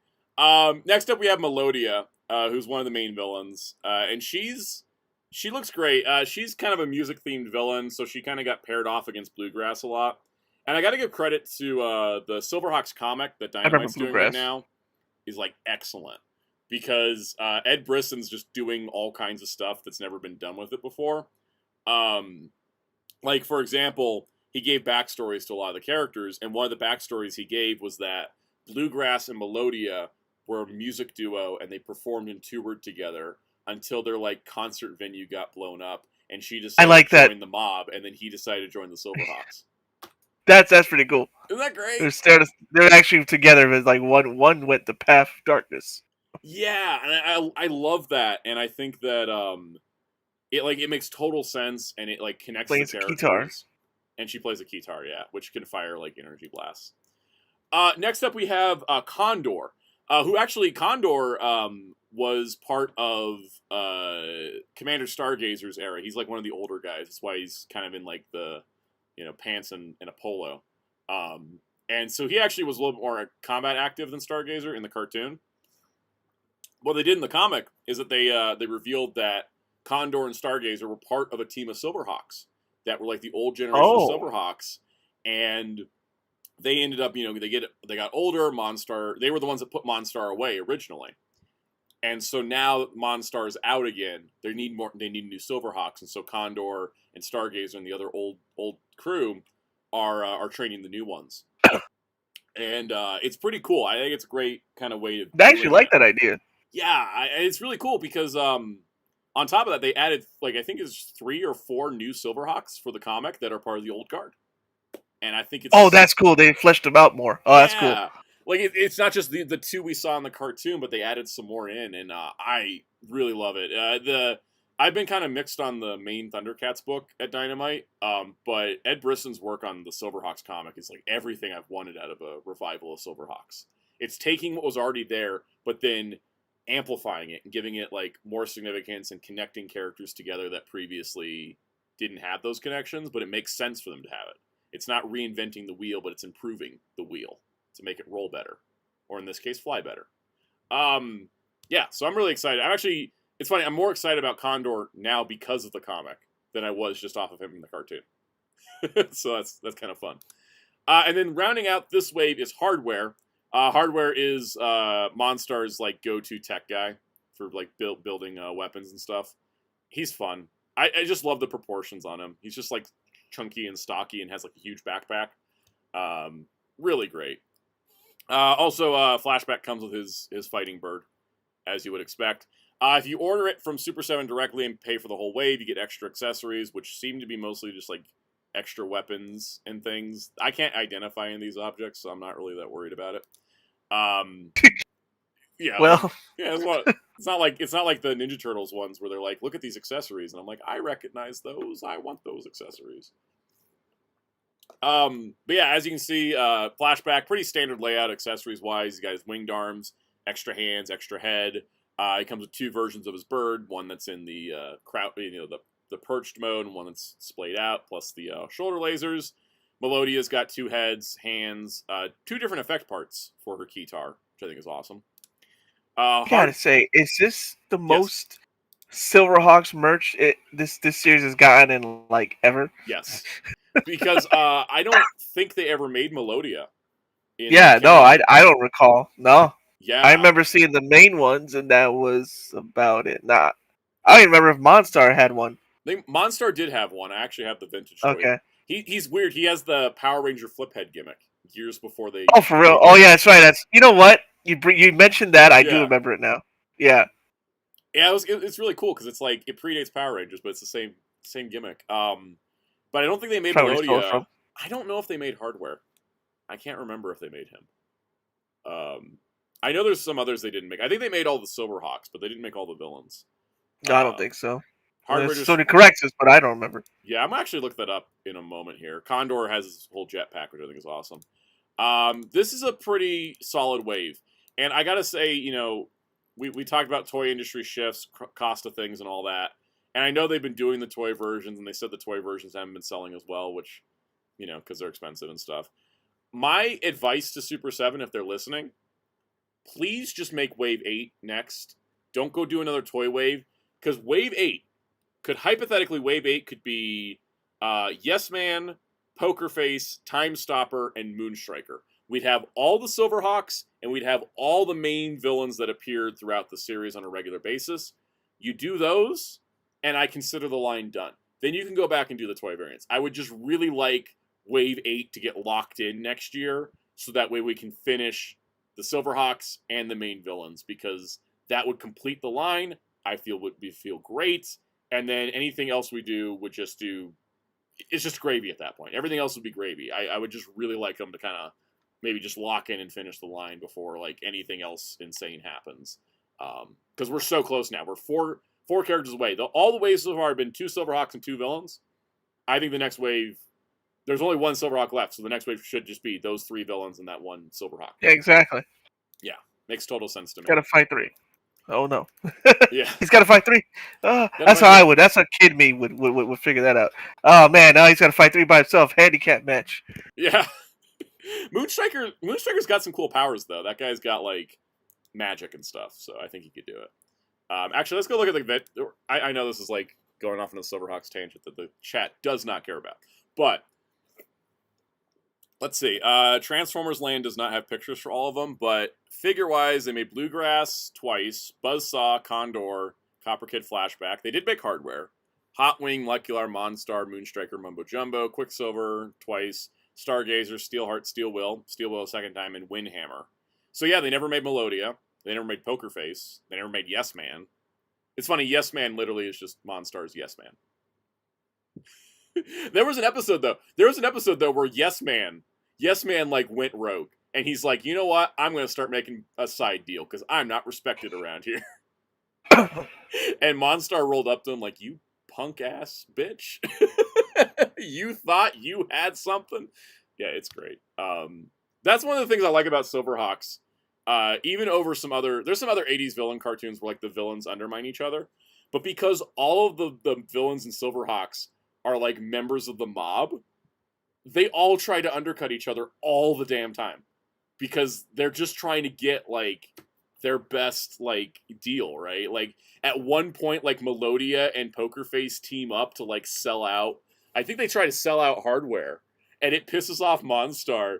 And Melodia and Poker Face are like, crap, we got to get out of here. And they run to the Silverhawks base, and they're like, we need asylum, save us. Like, we pissed off Monstar so bad. We're so dead if you don't help us. We'll give you whatever you want. And I can't think of another cartoon that did that at that period of time. Yeah, Spider's Prime, exactly. Every baddie in that show is a Starscream. All of them. All of them are trying to get the top spot.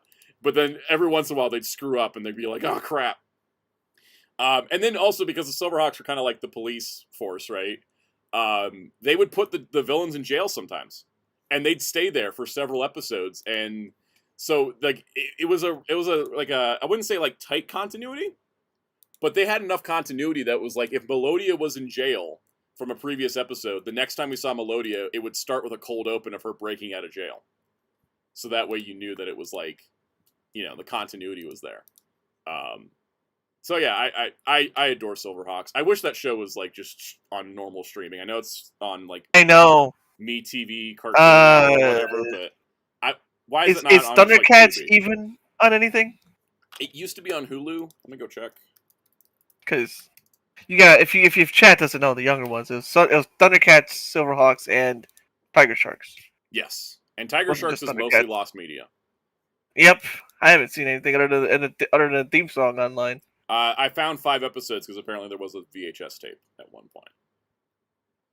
Okay, so Thundercats is still on Hulu. Oh, cool. Yeah. Silverhawks is still streaming nowhere. Apparently you can watch it on Roku channel, but it requires an add-on. I'm investigating. Probably. What kind of add-on? Yeah. I have a weird feeling it's something. C plans. You have to be subscribed to Howdy? What the hell is Howdy? Well, I was going to ask you. What even is Howdy? I don't know. Howdy Doody. Boy, what? Howdy. I don't know what that is. Howdy on Roku. What the hell? I'm looking at some myself.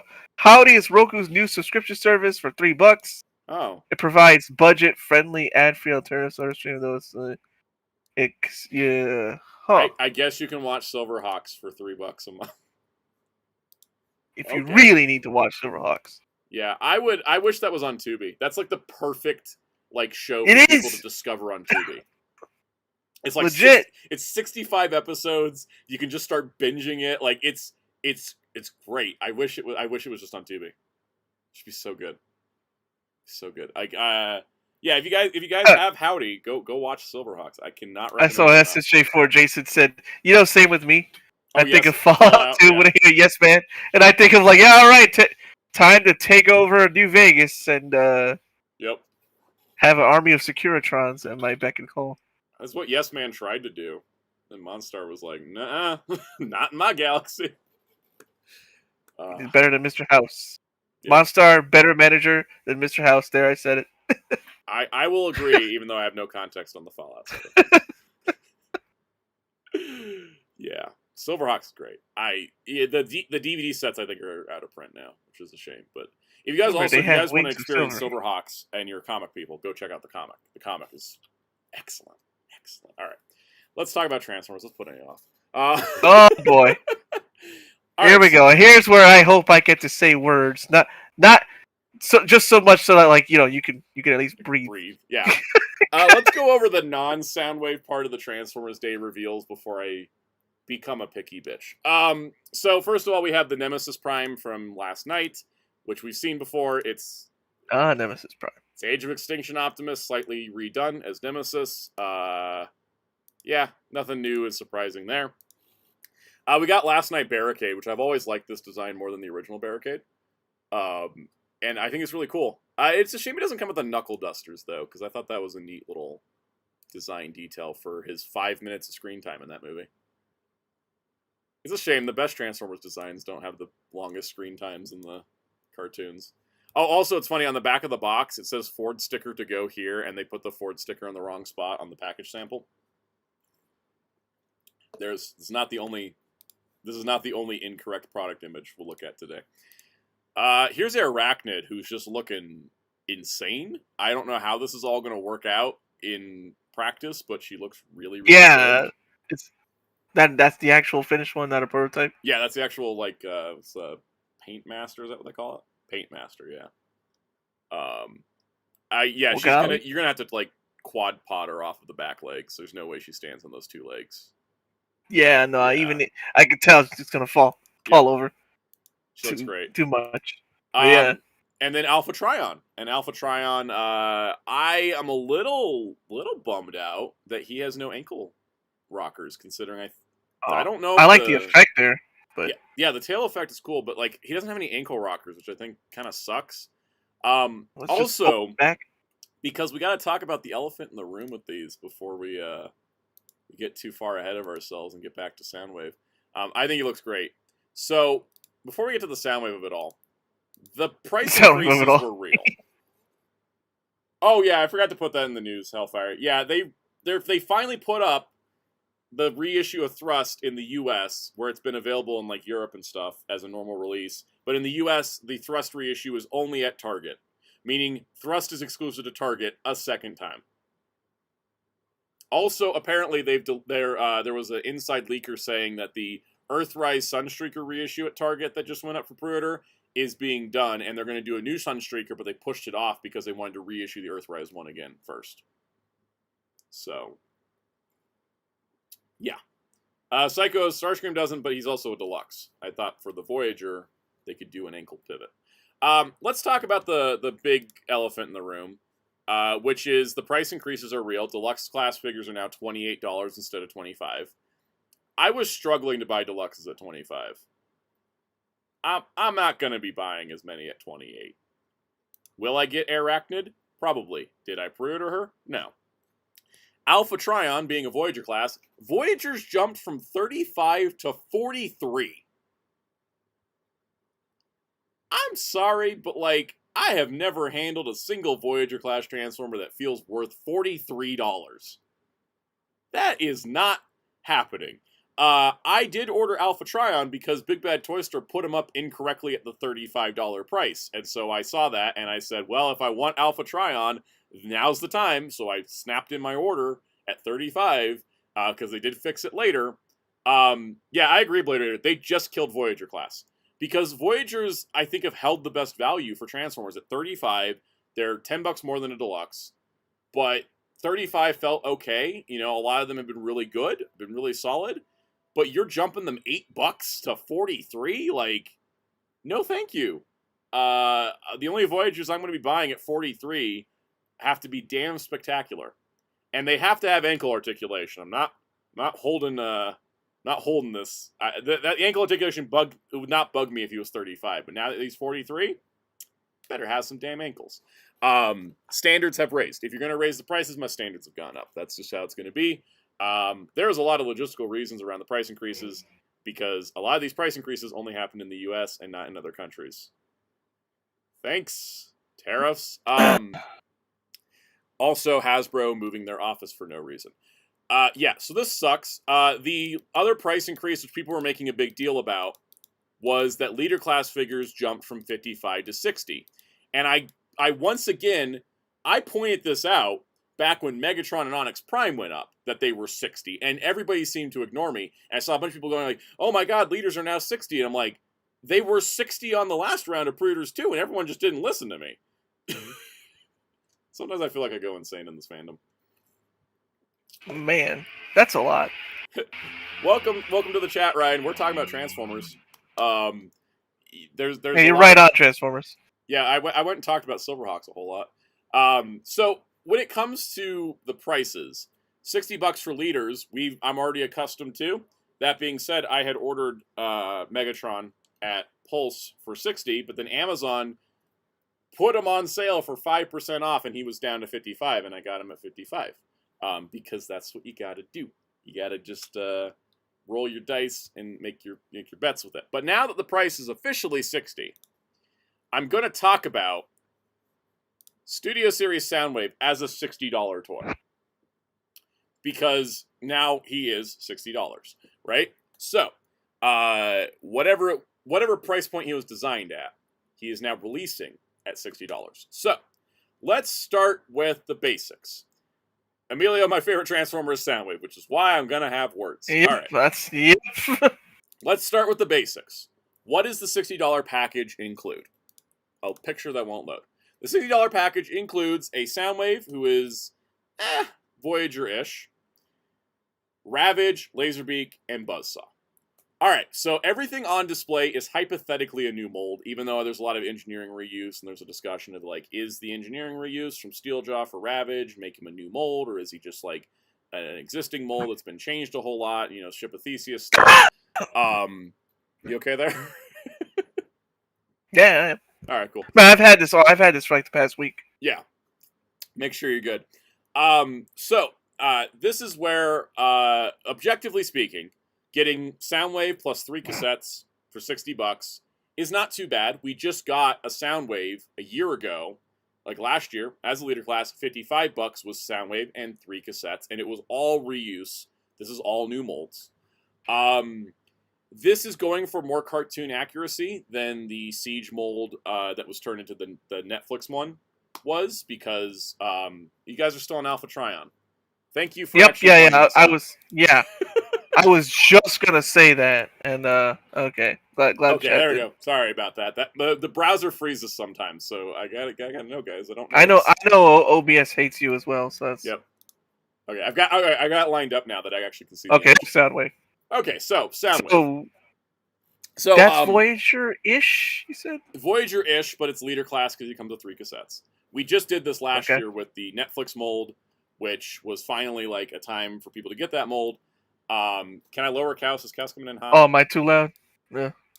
I can just lower you down. We're good.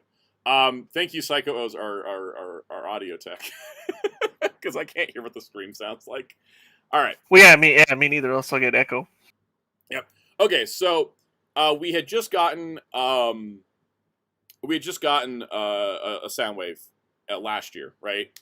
And it came with Blue Guy, and it came with, Buzzsaw. I had to buy it just for Buzzsaw, and then it came with Ravage.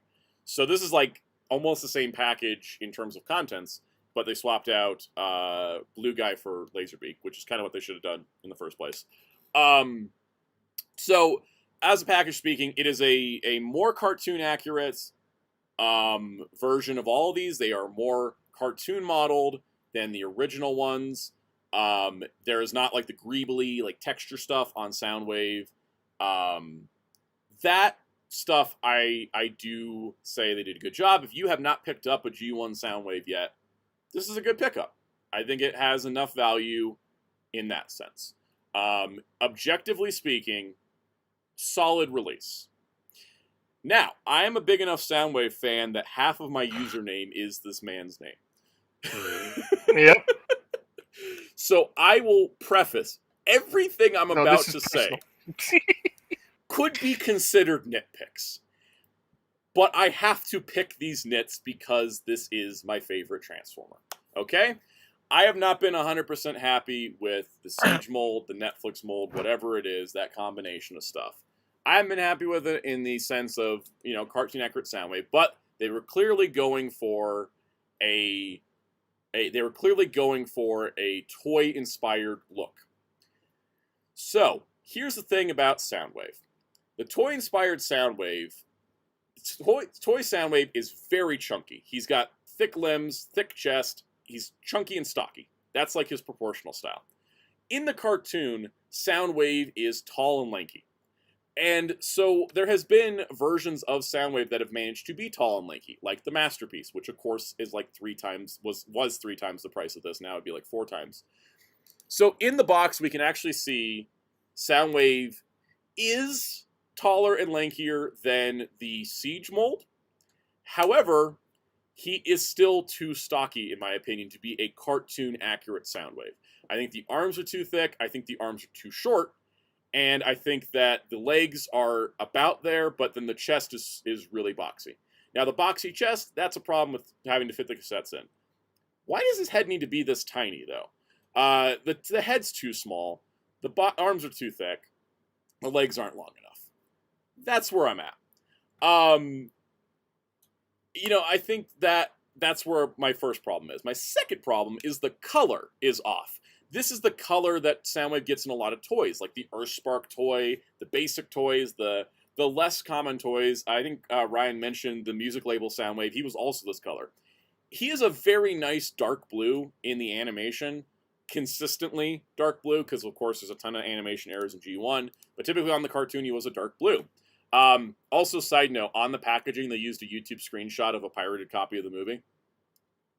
So, wow, that's yeah, funny right there. That's what happens when you fire all your essential people. No. Golly. Oh yeah. So I do not like the color of this. This is not the color he should be. Next problem I have. Yeah, Ryan said you mixed my animated Soundwave with G1 Soundwave. Yeah, he has animated Soundwave colors. Next problem I have, $60 toy, we can't paint the red stripe on the back panel. Also, if the panel is unpaintable plastic, why not use plastic that can be painted? Yeah. I will let that slide if that's the... there was no way to work around that. I'm just going to point it out while I'm pointing things out. My next problem.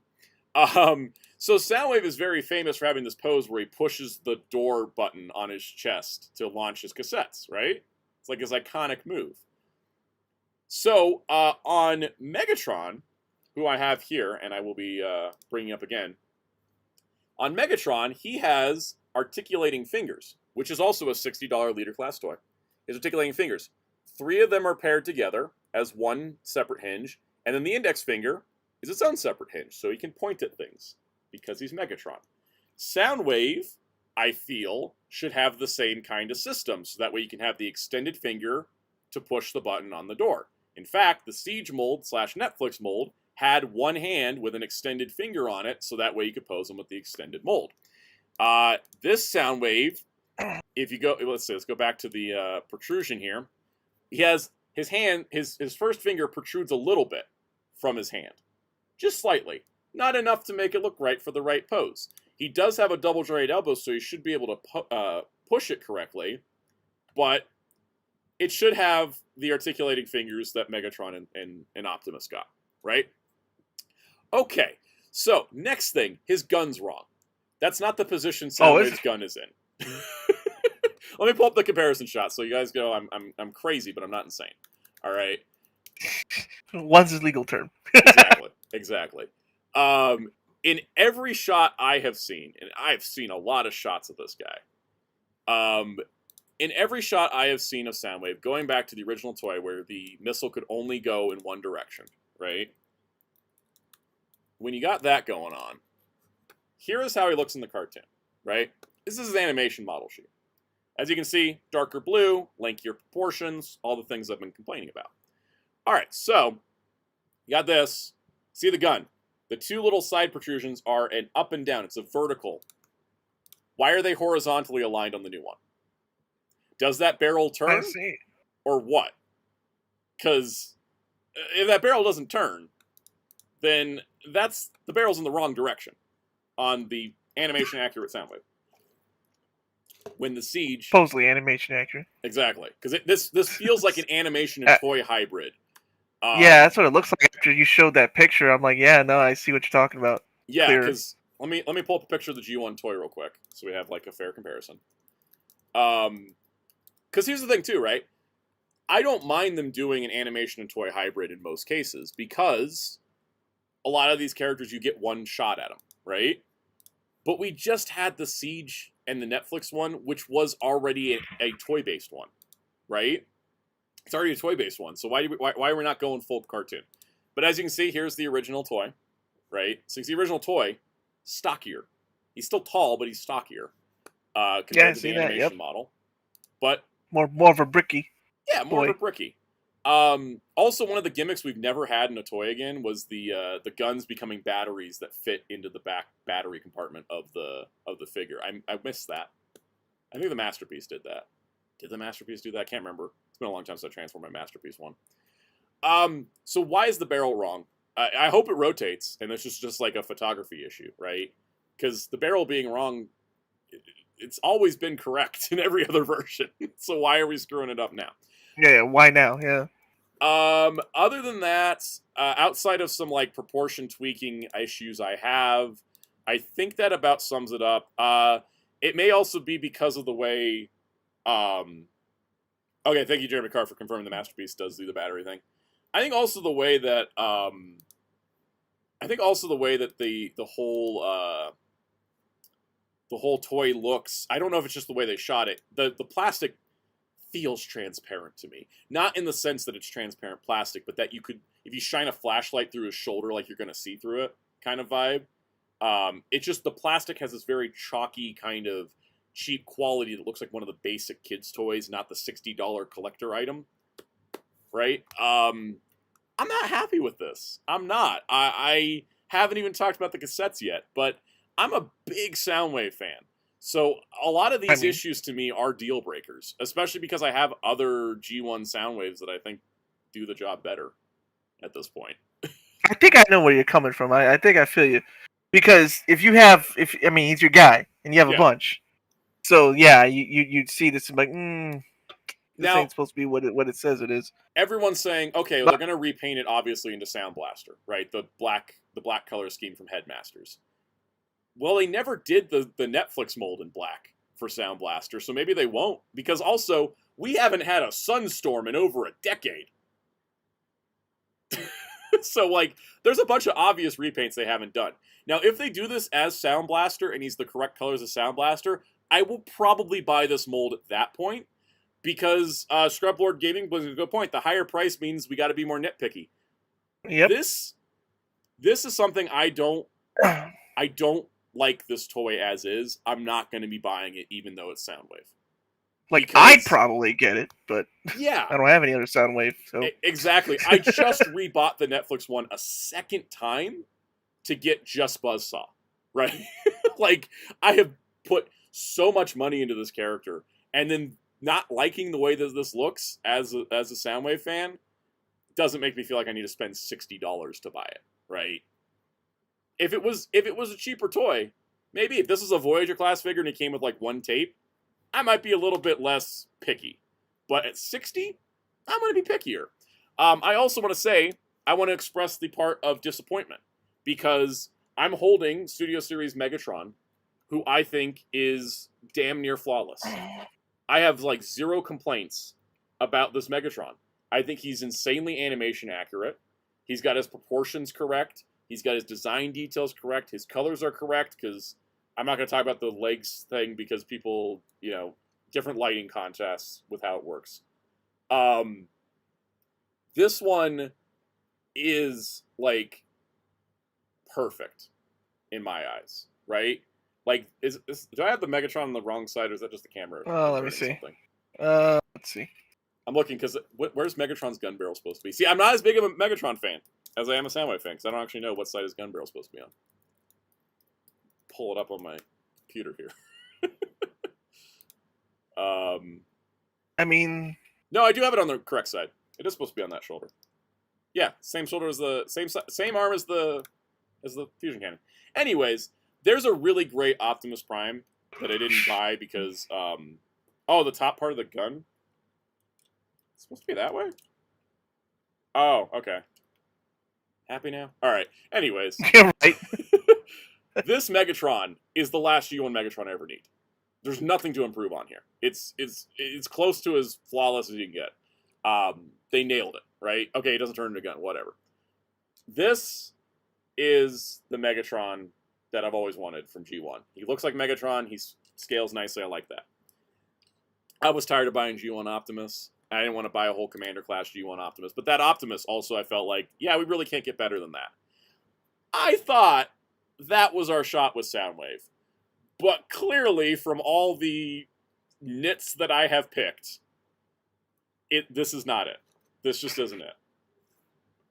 And it's a bummer. Now do I need to complain about the cassettes? Because I didn't even mention them yet. I was waiting for that. I was waiting for the cassettes. I'm like, they look cool, but I wonder what's wrong with them. So first of all, these cassette modes are pathetic. Like, those don't look like cassettes. They barely even look like bricks. There's holes in the laser beak and the buzzsaw, right? Like, you can see through them. The cassette modes have always been kind of tricky, but these look the least like cassettes out of any of the cassette bots. And then buzzsaw and laserbeak look too damn flat to me. And that could be a transformation thing, because I think they have a double hinge. which means you could pivot the wings up and down, which would be nice because they look like flying flat bricks. Oh snap! And then Ravage is not even proportioned like a jaguar. He's proportioned like somebody's lost dog, and because his hip That's supposed rockets, to be a jaguar. yes, Okay, I his see name your is problem Jaguar now. in Japan. Okay, I see your problem now. And then his hip gums, and his tail are one piece, and that one piece clips into the top, so the hip guns are floating an inch up on top of the hips. If you guys don't know, Ravage Barely has hear been wheels. Hold on. having a problem throughout the Yeah, years. I'm loud. He's low. Okay, let me just crank you down, and I'll just crank everything Yeah, else up. I actually listen to myself. I'm like, oh, I am loud. Yeah. All right, here we go. How's that? Yeah, he looks like a damn. He's always looked like a goddamn dog for being a jaguar. Yes. Even in the cartoon, he still looked like a dog. So here's the thing. Here's the thing. I Let thought he me was a dog. pull up the thing here. So Ravage is supposed to be a jaguar, but he always looks like a damn dog. Oh, he's supposed to be King's cousin from Tekken. Dang, bro. Yeah. He does not look Yeah, like he's a supposed to beefy do- muscle man. He's supposed to do down 4, 3, 4, back 1, 2. Oh man. He's So- supposed to do 1A. What? 1A. My same complaint as Soundwave. Ravage is supposed to be a lanky guy, right? He's a lanky cat. Why do they keep making him so damn thick? Right? They're stupid. Why is he so thick? And I gotta tell you, the one time they did Ravage really great? There was one time that Ravage turned out, like, amazing. Okay? And he wasn't even included. By the way, everybody that doesn't know, that's Wheels. Just jumped in and I just didn't even introduce him. 1A. The one time that I thought Ravage was done amazing was when he was a pack-in with Universe Hound. He was fully articulated. He actually had the lean Jaguar proportions. He turned into a cassette that actually looked like a cassette. Yes, that cassette would not fit in the proportions of the current Transformers. He fit in the G1 toy. That Universe 2.0 Ravage packing with Hound is the best Ravage we have ever seen. And I say ever because even the G1 toy is even flatter than these Laserbeaks. That Ravage is unbeaten, even by the Masterpiece. And it sucks that we can never get back to that. Because it is so good. And it is so good. Because, yeah, Ravage is supposed to be lean. So, my thing is, it may be a little bit of burnout, but if you've never bought these toys, these are perfectly fine on an objective level. But on a subjective level, I do not like this package. I do not. The Kingdom Ravage, like I the said, Beast yeah. Wars Ravage, I don't count. That's a different guy. He's the same guy, but it's No, different. it's still him. Still him. Yeah, exactly. It's the same guy. What But are you that's a good talking about? toy. He But, like, literally says he's the same guy. In terms of G1 Ravage, it turned into a tape. Damn it, the Beast Wars one also turned into a tape. Anyways, in terms of G1 Yes, he did. Ravage, Yeah. G1 Ravage, Ah, that universe one's the best Ah. one. So that My is also adding to this, just because when the images leaked, we all thought maybe they were fake. But then as soon as I saw this image, I knew they weren't because a panel fell off the production sample when they were doing the photography. Oh boy. And I was like, oh, it's real. Because that fake image would not have that error. Amazed they didn't fix that. But that's my long discourse on Soundwave. I will not be buying it. Welcome to your anti-TED Talk. My anti-TED Talk. I didn't talk about the tape deck mode, but if you screw up making a square, or if you screw up making a rectangle, what are you even doing? Oh, wait, the cassettes. But no, the tape deck mode looks fine. No problem there. I'm going to stick with my stuff I got. If they do a Sound Blaster, if they do a purple G1 Marvel Comics Soundwave, I'm gonna buy those because those will be different and things I don't have. But also I will maybe relent on if they did this in the proper colors, like it's some weird anniversary thing, and they're like, now it's the proper colors. Maybe that'll sell. I don't know. But if you're going to sell it for me for $60, I expect better. Also, they didn't paint the gold stripes on the legs that connect to the gold stripes on the chest, which is, again, not a problem except for the fact the toy is $60. All right, I'm getting on this too much. No, keep going, keep going. No, I've been going on this for like 20 minutes. Yeah, yes. Yeah, no, keep Before going, he keep came going, here. keep going. Yes. But hey, I don't mind. Anyways, I want to see. Teach me why I shouldn't buy this, I even though I probably will at I some want to see point. how long he can carry a rant. I just want to. I'll just keep going. I got other stuff to rant about. All right, did you rant about that arachnid yet? About how it's either the second coming of Jesus? Yeah, we talked about or the the arachnid. biggest Yeah. pile of shit. Yep. We're going to say that she's going to be quad potting or nothing for standing. So we'll Yep. see. Muteki says, you okay with Earthrise Prime being smaller than 86 Megatron? Yeah, I've always wanted Megatron to be bigger than Prime. I don't really like them being exactly the same size. I think the kind of like the Megatron being a little bit bigger and then Optimus being the underdog is like, I love that visual. Okay, so here's the weird take I have to say. I like it in most other continuities, except with G1 where he was tall as Optimus and skinnier than Optimus. Mm-hmm. I always thought that was funny as shit. Yep. But like having the studio series, which is nice, it's still a nice toy. But I just look at it and I go, "You're too damn big, even though you're so damn nice." All right. Psycho said, did you get the Rumor Leader Prime? Yeah, if it's the Commander mold where I don't have to buy the whole damn stupid trailer I never have any room for, yeah, I'd be more into that. If it's just the Prime. That's why I didn't want to buy the Commander, because I didn't want the whole frickin' trailer again. I have too many of those, and they don't do anything. That makes sense, because the trailer kind of sucks, but that trailer's nice, but it also sucks. Like it's there's no way to make G1 Prime's trailer work for me because it's just a big stupid box. Exactly. Yeah. All right. Like Rodimus at least is a bit better, even though that sucks. We did get some size comparisons with Soundwave here. He's a little bit smaller than Megatron, which I don't like, because I feel like if he was he's lankier. I feel like he's supposed to be as tall as Megatron. I don't know. That It's always supposed to be like scale is subjective. Here's Ravage, where you can see him without his hip rockets, so he looks worse. There is confirmation that the wings do bend on Laserbeak and Buzzsaw, which gives them a little bit more depth, which is good. But yeah, obviously he's not going to scale to Megatron because he's meant to scale with Blaster. Because they're not remaking Blaster. There's no reason to. That Blaster's basically flawless. So they scaled him with Blaster, which I think works. I think that works. So, no complaints there. Aside from the fact that Blaster gets an extended finger, but Soundwave doesn't. Also, this is a person that has in-hand shots and yet did not turn the gun barrel, and I'm looking at it, that gun barrel is going to be just wrong. I can't believe that's wrong. I can't believe every other one of them has been right, and then now they're like, yeah, let's change it now. Why do you do this to me? Shall we talk about Shock Whale? Because the activate your alt mode polls ended, and it was decided that Shockwave would be getting a new alt mode, and he will be getting a whale alt mode. Also, I don't know if this is just me. This kind of feels like he's going to be a Skybite retool. Just got a vibe. I don't know yet. But he looks like he's going to be Skybite. No, he can't be. Why not? He can't be because his legs fold up to become the entire face and mouth. Yeah, but that whole top section transforms exactly like Skybite. Maybe. He could. His arms also become the tail. Yeah, exactly. His arms become the tail. But Skybite, his legs become like only the mouth versus the whole leg. Yeah, but we've seen some crazy retools that don't seem like retools. At the very least, he's going to have the same engineering. If not, he'll have similar engineering, if anything, yeah. Yeah. So, that looks cool. I like it. It could have been the... How many whales have we ever gotten in Transformers? Like one? That Beast Wars playset? Way back when? I don't think so. That was an Orca. I don't think we really... Yeah, I don't... Yeah, Does that count? We really got whales. Yeah, I don't think we ever get whales. This is good. So. Oh, yeah, Ryan reminded us. Everything is a Combiner Wars Silverbolt retool.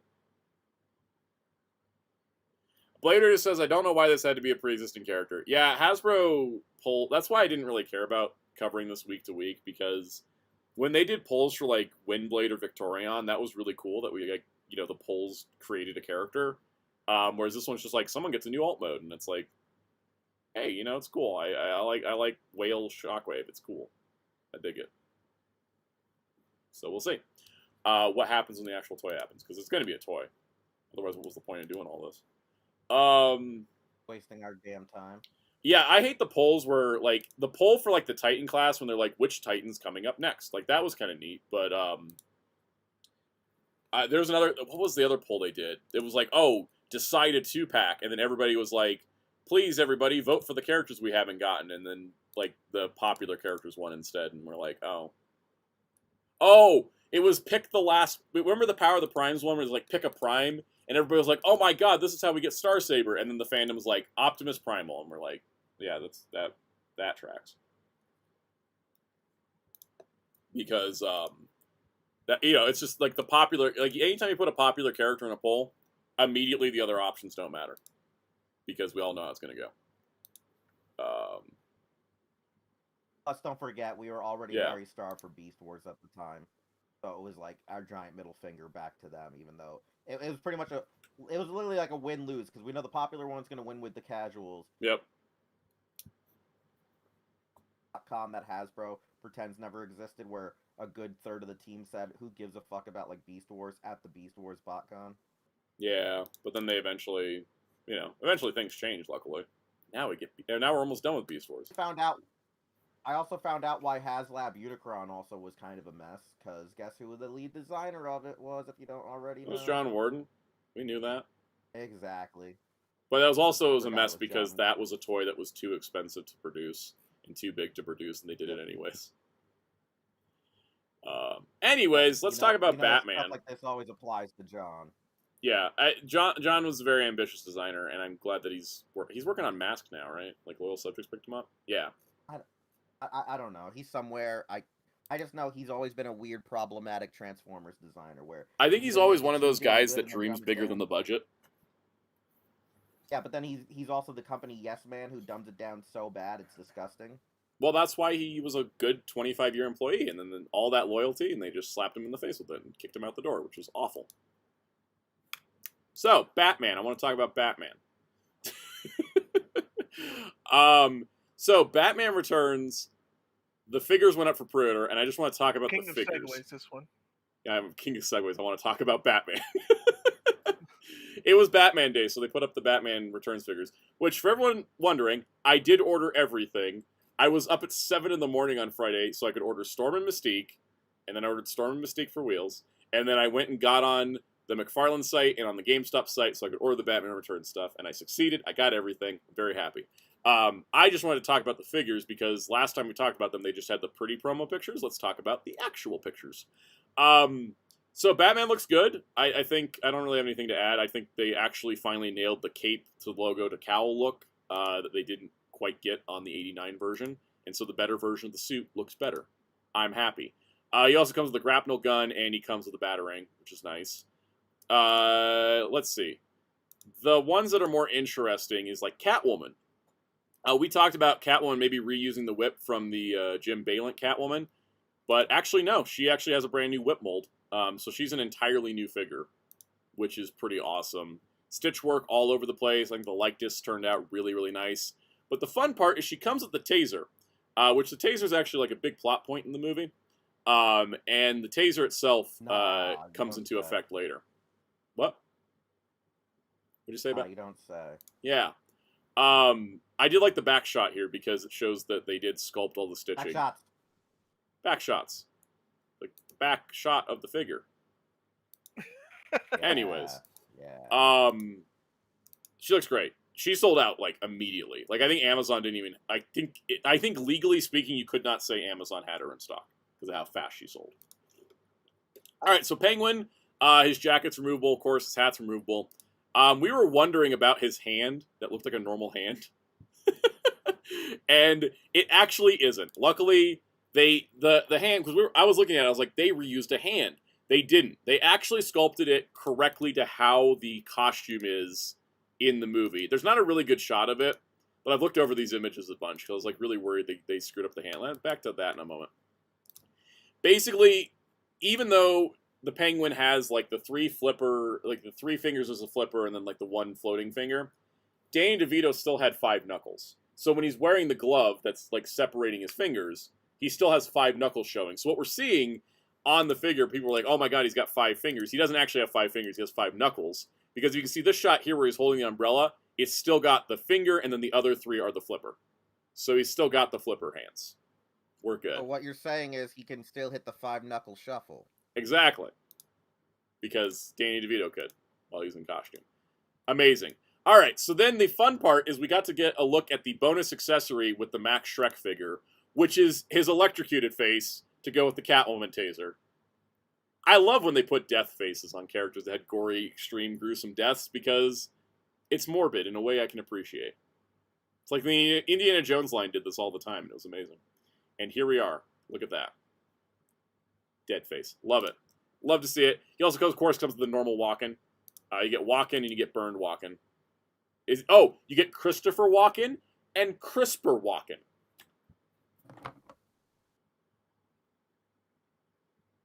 We have to hear the duck noise, apparently, when we get to the duck. So, we're coming up to the duck soon. Anyways, I got him ordered on GameStop's website because that's where the only place you could pre-order the Red Platinum. He is available in other stores as a in-store only figure. And then also adding to that, apparently some people have been able to pre-order him in-store at GameStop if you missed him out online. So, there's that. Jerry, I got a question for you. If he's here. May have vanished. Talk about the penguins, because I need the duck sound now. The penguins are funny. So the Penguin Commando 3-pack is actually a McFarlane Toys exclusive, which makes some sense. They had a bundle that was like the Penguins plus Batman, Catwoman, Penguin, and I just clicked add to cart and order. It was nice and easy. They actually come with another jacket for Penguin, and the jacket's actually designed for the Penguin that comes with the duck. So you get figure DLC from buying your McFarlane Toy Store exclusive for your GameStop exclusive Penguin with duck. This is really made for people that's buying everything, like me. The penguins look great, though. I have no complaints. And then here's the jacket on the other penguin, which I think is nice. We don't have a penguin sound noise, do we? In our soundboard? No. No? Do we have the duck sound, though? Let's see. We do, technically. Do we have the duck sound?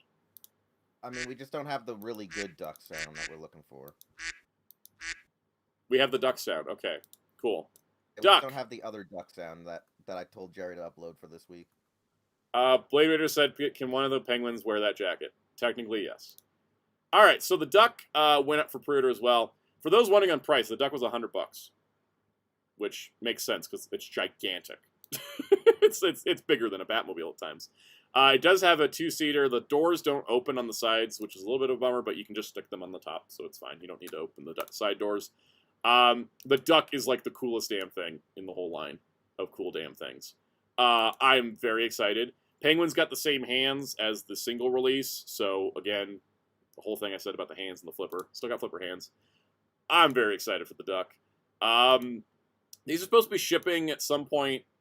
What is it? I think the regular figure's supposed to ship in November, and I think the duck's shipping in December or October. I don't know when they're shipping. I just ordered them, and I was like, they will show up when they show up. I'm very excited. AR says, I need to see other characters in the duck.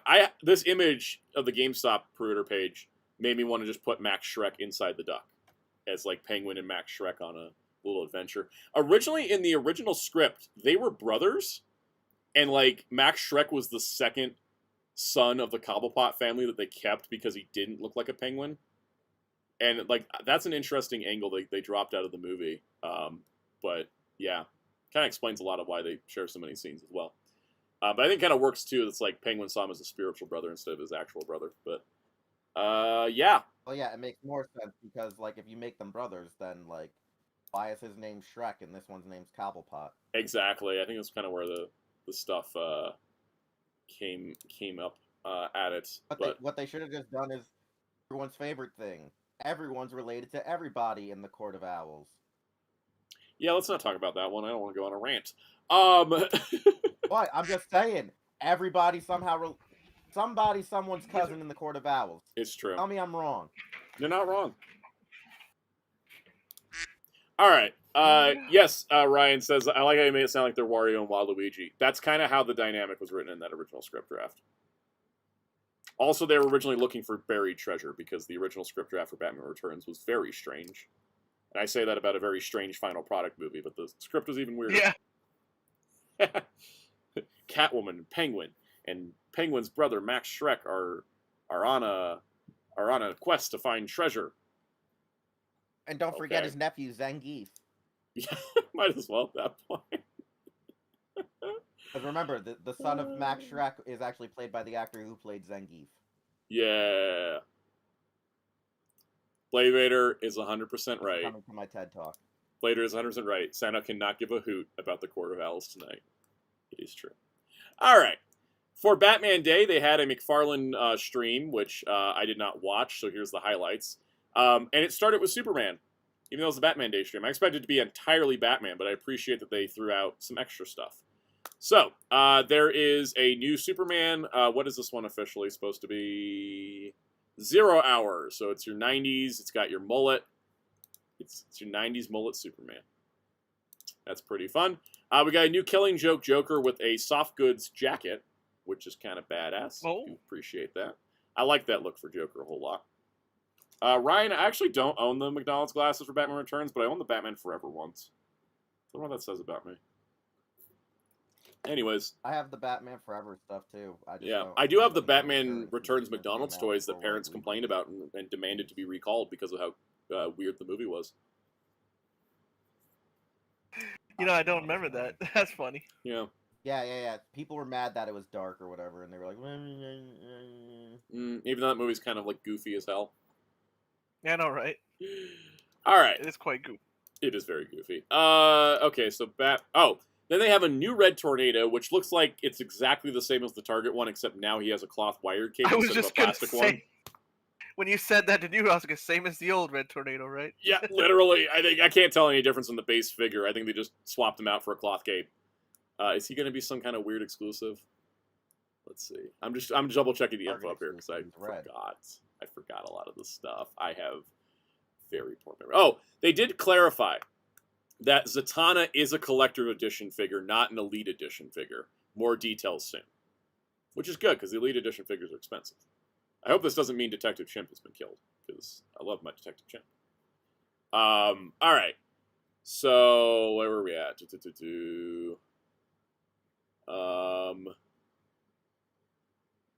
Page Punchers, Joker. Yeah, I don't know. Okay, actually, it says it here.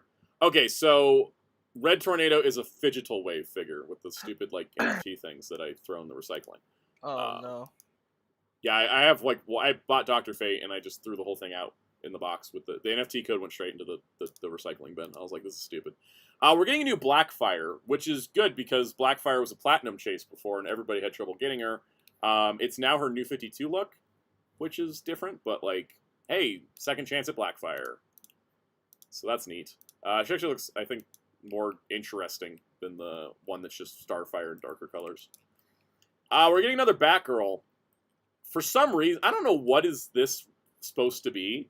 It's the Three Jokers Batgirl in purple, like the Adam West show. That's it. I don't know why. Is it also part of the Fidgetal Wave? Yeah. It's really strange. We talked about how they haven't upgraded the Batgirl mold in a while, because the new barber is just a new head and a new cape. This is not even a new cape. It's the same exact figure as the Three Jokers Batgirl, except now it's in purple. I don't want to say wasted slot, because at least we're getting a woman, but, wasted slot. All right. Next up. This is a fun 2-pack. We're getting the Spectre, who looks really damn weird. I don't know what art style they're trying to pick him from, but the Spectre was originally a McFarlane Toys exclusive in the Crisis on Infinite Earths. This is a JSA-era Spectre. He's got a cloth cape, which is nice. And then he comes in a 2-pack with Atom Smasher, which literally is just a repaint of the Black Adam movie Atom Smasher. I don't even think they changed the chest design. I'm going to go check this now. I mean, it's fine, because the movie Atom Smasher was pretty damn comics accurate, but I want to say they did not do much changes here. Is it? It's not. There's no way it's new. It's got I gotta find the giant Apparently size. It is new, but let's do a side by side. Cause all right, yeah. All right, I forgot how Deadpool his mask looked. Okay, let's see. That is the same belt, and that is the same waist. That is the same abs. That is a new chest. All right, it's a new chest. The arms, oh yeah, the arms are definitely new because he's got the bear arms now. But those are the same forearm bracers, just painted in silver because they got all the scuffing. That is a new head because he doesn't look like Deadpool. And I forgot they gave him the little blue patches that made him look like Deadpool. Let's look at the legs. The legs are the same legs. So yeah, okay, yeah, those are the same legs, the same textures and everything. Also, I think I'm looking at the wrong one. This is the small one. I need the big one. Sorry, Mega Fig Atom Smasher. I was just comparing suit designs at that point. I need the Mega Fig. Is this the Mega Fig? Oh, God, you guys can't see this? No, I was gonna on the bring wrong that up tab. yet again. Alright. I'm sorry, guys. Let's do that again. Okay, now that I actually got the Mega Fig post, this is the Mega Fig, right? Yeah.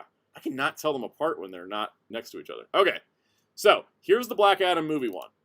Here is the new one. The legs are the same. It's the same design for the legs. So the legs are the same. The arms are different because now they're bare arms instead of costumed arms. But the bracers are the same because they look like the same forearm bracers. Going to the chest is new. It's not the same. I thought it was, but it is different. But the inner shoulder cups are the same. The lower abdomen's the same. The belt's the same. The waist's the same. The head is new because the head is no longer all Deadpool looking. So he is a partial retool. New chest, new arms, new head. So basically everything from the abs up is new. But it is using... It makes sense because it's like how many Atom Smasher molds can you really make? So, okay. Then we saw the Batman Returns figures, which we just saw. Actually, the pose in this Catwoman's insane for a McFarlane figure. I'm shocked that she can do that. And I'm very excited for her to... Is it the same size as the other McFarlanes? It is, yes. So they are... well, that's actually impressive, huh? Yeah. There's Max Shrek being all fried. That's cool. Why is there so many shots of that? Penguin, we just looked at him. Oh, here's a shot of them all together, which we hadn't seen before. So you can kind of see scaling-wise. Like, they made sure that Christopher Walken was still tall, which I appreciate.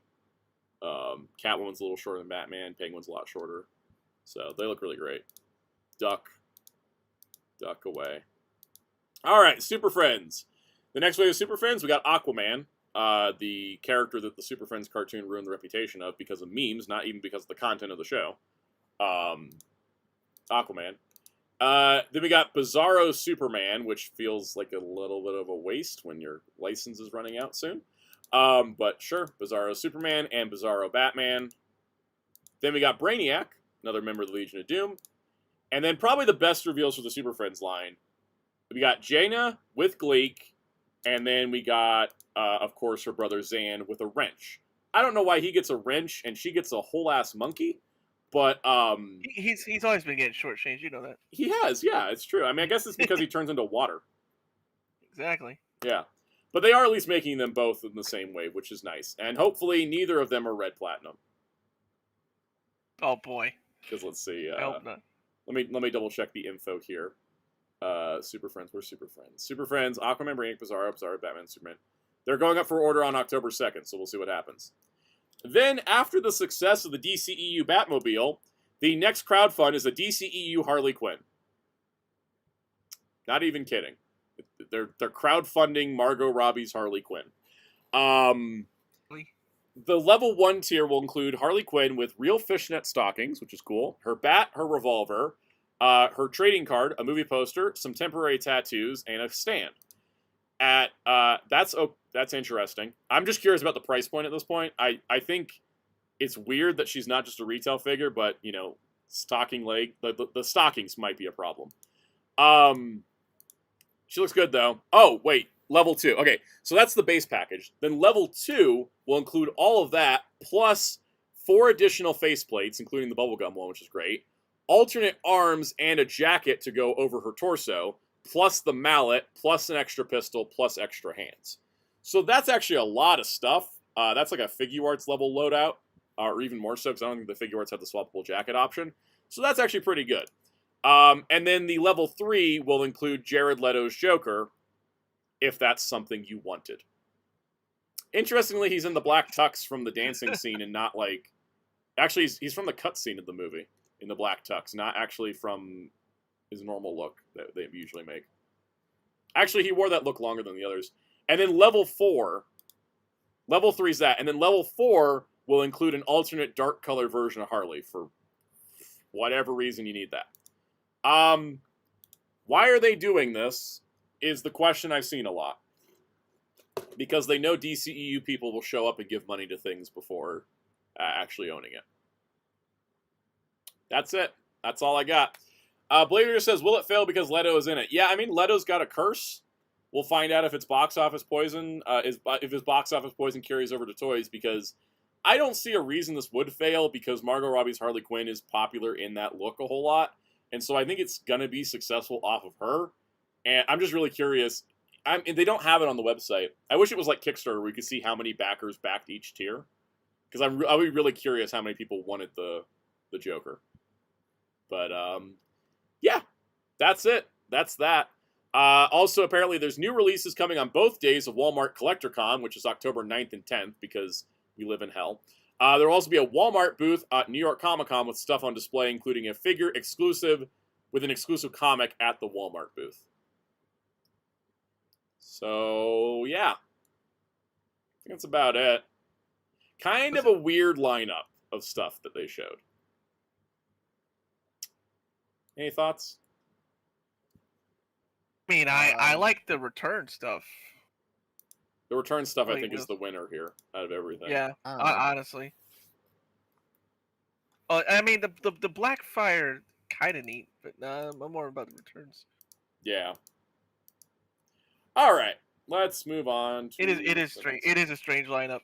It is. They're like Batman Day, and then it's like they started with non-Batman stuff, which is appreciated, but also weird at the same time. I do appreciate that, like, it was well-rounded, but it is starting to get to the point where I think we can kind of tell that McFarlane is wrapping up on stuff, right? We can kind of tell the end is nigh, and it's starting to get to that point where it's got the end of the line vibes going on. I do wonder if the Batmobiles campaign and the Harley Quinn campaign are going to ship after they've lost the license. And this is like a way to kind of extend past the license a bit, because they're like, well, we already sold it, so we have to make it. Because they've not given us a ship date for the Batmobiles at all. So, no idea. All right, you guys ready to talk about some Bandai toys? Oh, Bandai. Bandai. They're coming for everybody's wallets this week. Are they dropping just a bajillion things again? Yeah, I'm still pulling up the links, man. Golly. I have a separate tab on our notes for the figure arts, just so I remember what's a figure art and what's not. Bandai loves to over-melt their stuff. Like, for real. And I don't Why even... is it always, like, so much... Like, I don't even cover the week-to-week Toku stuff. You know? I just cover the, like, legacy items, you know? And even then, it's a lot. If you want to know how bad it is, like, hey, let's drop, like, a couple of model kits, plus a couple of model kits, and a figure art, and expect you to order them right now. Let's get into it. Spindash says, oh my god, I made it for Bandai. I'm glad you did, because this segment is basically, like, your segment, because I'm pulling all of your tweets. It's easier than pulling up Bandai pages. Sponsored by Spindash, there you go. Sponsored by Spindash. All right, I didn't see a Spindash tweet for this one, so I'm just going to go analog. The Memorial Edition Maji phone is finally announced. We had seen it on display. Here it is. This is the Maji phone from Maho Sentai Maji Ranger. And Psycho is excited about this. I'm excited about this as well. It's the Maji phone. It's about the size of the DX1. It is a little bit different. It's got a little bit fancier paint. It looks really, really cool. They added an LED. Or they have the LED where it is on the original toy. I think that's where the LED was. Anyways, the LED is now 5 colors. So you've got, of course, red, green, pink, yellow, and blue. The phone itself does not feature voice lines from the characters, but it does feature 50 spell codes, which should include every single spell code from the show. Which, that's right, there is no LED there. It's cardboard. There's an LED on the Mystic Force version. That's where my brain was mixing it up. There is 50 spell codes programmed in, which should have every single spell code, which does confirm Magi Legend, which was not in most versions of the Magi phone prior. The actual, to get around the cardboard thing, because, actually, I will explain that in a moment, Spindash. So the card on the toy, there was a cardboard you could slide in to change your Magi Rangers. On this one, it's going to be a panel that pops up, and then a clear plastic sheet will go in, so that way the light shines through. There are 6 emblems. Of course, you got the 5 main Magi Rangers. The 6th emblem, which is the Magi Ranger logo, is supposed to be the default on the Magi phone before it's bonded to somebody. And it appeared on the original Magi phone. You would put that in, and it would have the 3 main codes for like transformation, attack, and mecha summoning. Those were written on the Magi Ranger logo that you could slide on, because red was the default, and all the others were cardboard slats. So it's replicating that, basically. There will be some music from the show, a couple tracks, including the theme song and the ending song. And overall, it's I think it's 16,500 yen, coming out in February in Japan. And I like it. I want Is it. that normal Would price? you like to hear? It's normal nowadays price, basically. Would you like to hear a fun fact that I forgot about, and Metal brought it up? You want a fun fact that I already ordered it because I actually really wanted this, because as the Magi Legend code was my selling point in a lot of ways, because that doesn't exist on the other thing. Do you want to know the factoid that Metal brought up that a lot of people Yeah. also forgot? What's that? Okay, so the early first episode or two where Magi Mother is actually there, she never had the white phone. It was actually just one of those with her symbol being on it. And it was That's like, why right. did they include this? And I was like, oh shit, you're right. Yeah, that's right. She didn't use the white one. Maybe what they're going to do is make the white one, because they usually repaint. If there's a repaint to do, they usually do at least a repaint. Maybe they'll do the And when white they one. make Wolfguard Fire, I'll buy it. When They make should. Wolfguard Fire, I'll care. But It's the same thing I had the issue with like the Deca Ranger line. I'm so mad they didn't make the Swan license. Because like you have the mold, why aren't you doing it? I'm mad they didn't make Deca Breaks so they could make, Deca Brights changer, right? I'm hoping they do the other Magi phones, because it'd also be nice if they did the Uza phone and the Fire version, because we've never gotten the Fire version. It would be nice if the Magi Mother version comes with the chip that you could put into this, right? Like maybe that's why they left it out, because they're going to do the white one. It'd be nice. Muteki says, what about Deca Gold? Deca Gold could use the Swan. You could put Deca Gold sounds in the Swan license, because they're the same design. There's a minor tweak on Golds, but like it's the same damn design. They both have a white, the white and the orange color. So just put Deca Gold sounds in the Deca Swan. I don't know why they don't do it, but this does look nice, and I'm going to get it because I do love the Magi phone. It's one of my favorites, and it's got the Legend code in it, so it's an upgrade for me in functionality. All right, next thing. The Showa Ride Watches from the Kamen Rider Gyo stage show that happened, and I checked, 5 years ago, are finally coming out in a premium Bandai set. This is Ichigo Nigo V3 Riderman X Amazon and Stronger. And, yeah, there's that. SSJ4 Jason, the Fire version being a limited run item is also like the Deca Swan one being a limited run item. I have never seen physical evidence that happened. If you got physical evidence of a real product that wasn't just somebody repainting a Nusaphone, I would love to see it, because I have never seen physical evidence that either the Deca Swan or the Wolzard Fire changers actually exist. I've not seen physical proof of it. I've looked. All right, so this is pretty cool to get this gap filled in the Geo line. I feel like I think we've covered all the ride watches that actually have canon significance at this point. These are like the last ones from the stage show, which the stage show is canon. Yeah. 15,400 yen, releasing in February. Will I get these? Probably not, because Premium Bandai.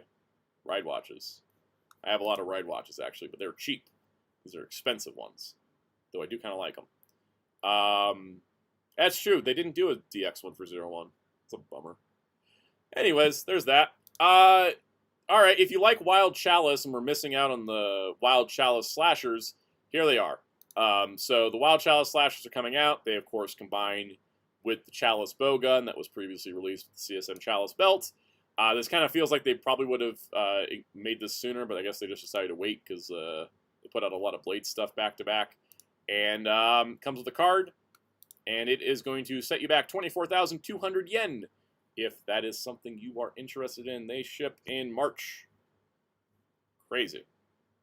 All right. And then, if you like Kamen Rider Buffa and want his chainsaw sword, they're making a full-size one. That's 1.7 times the size of the deluxe one.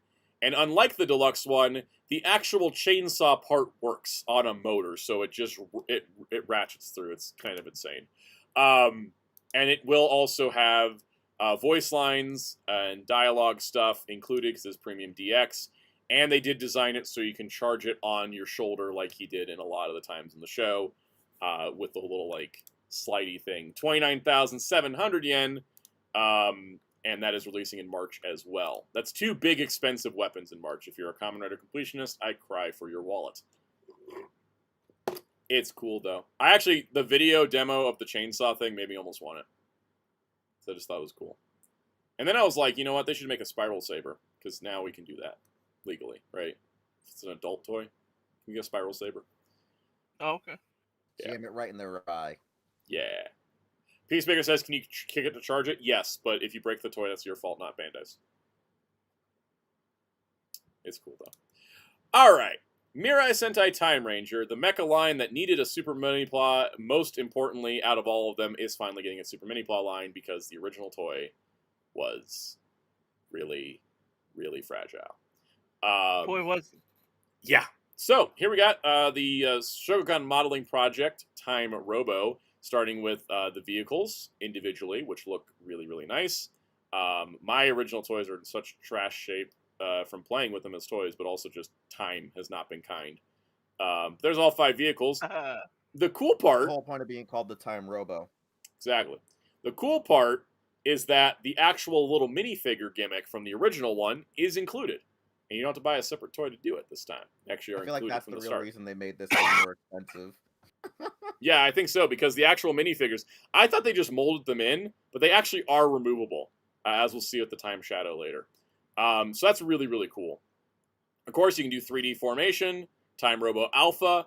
Alpha's got 2 different chest options, one with the like cascading time tunnel effect, and then one that looks kind of like the normal effect, plus the helmet pops open.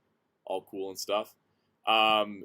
It looks really, really nice. It really looks nice. I like the way they worked around the sword handle thing, where you got the extra fist, where it's like the big fat fist from the toy, but you got the skinnier fist inside, like you do on the show suit, which is super cool. But yeah, they got a couple chest panel options for the chest, and then the sword has the articulating feature. I think it looks really, really nice. And cool. So, of course, changed formation, Time Robo Beta. Maybe Time Robo Beta won't be like a stick that falls over this time. You know, it looks like it actually can stand. Yeah, he's got like some sturdiness to those legs, right? He can. Oh, that's good. No, this looks incredibly great. Problem is, how do you get it for a reasonable price? You don't. I was just gonna say it's probably too expensive, isn't it? It does come with the time. In Japan, it's about like 9,000 yen, but in America, because we can't just order it through certain sites unless you got like lucky at HLJ. And even then, if you get the package pulled in before they take the rule off, you have to pay $80 extra for it.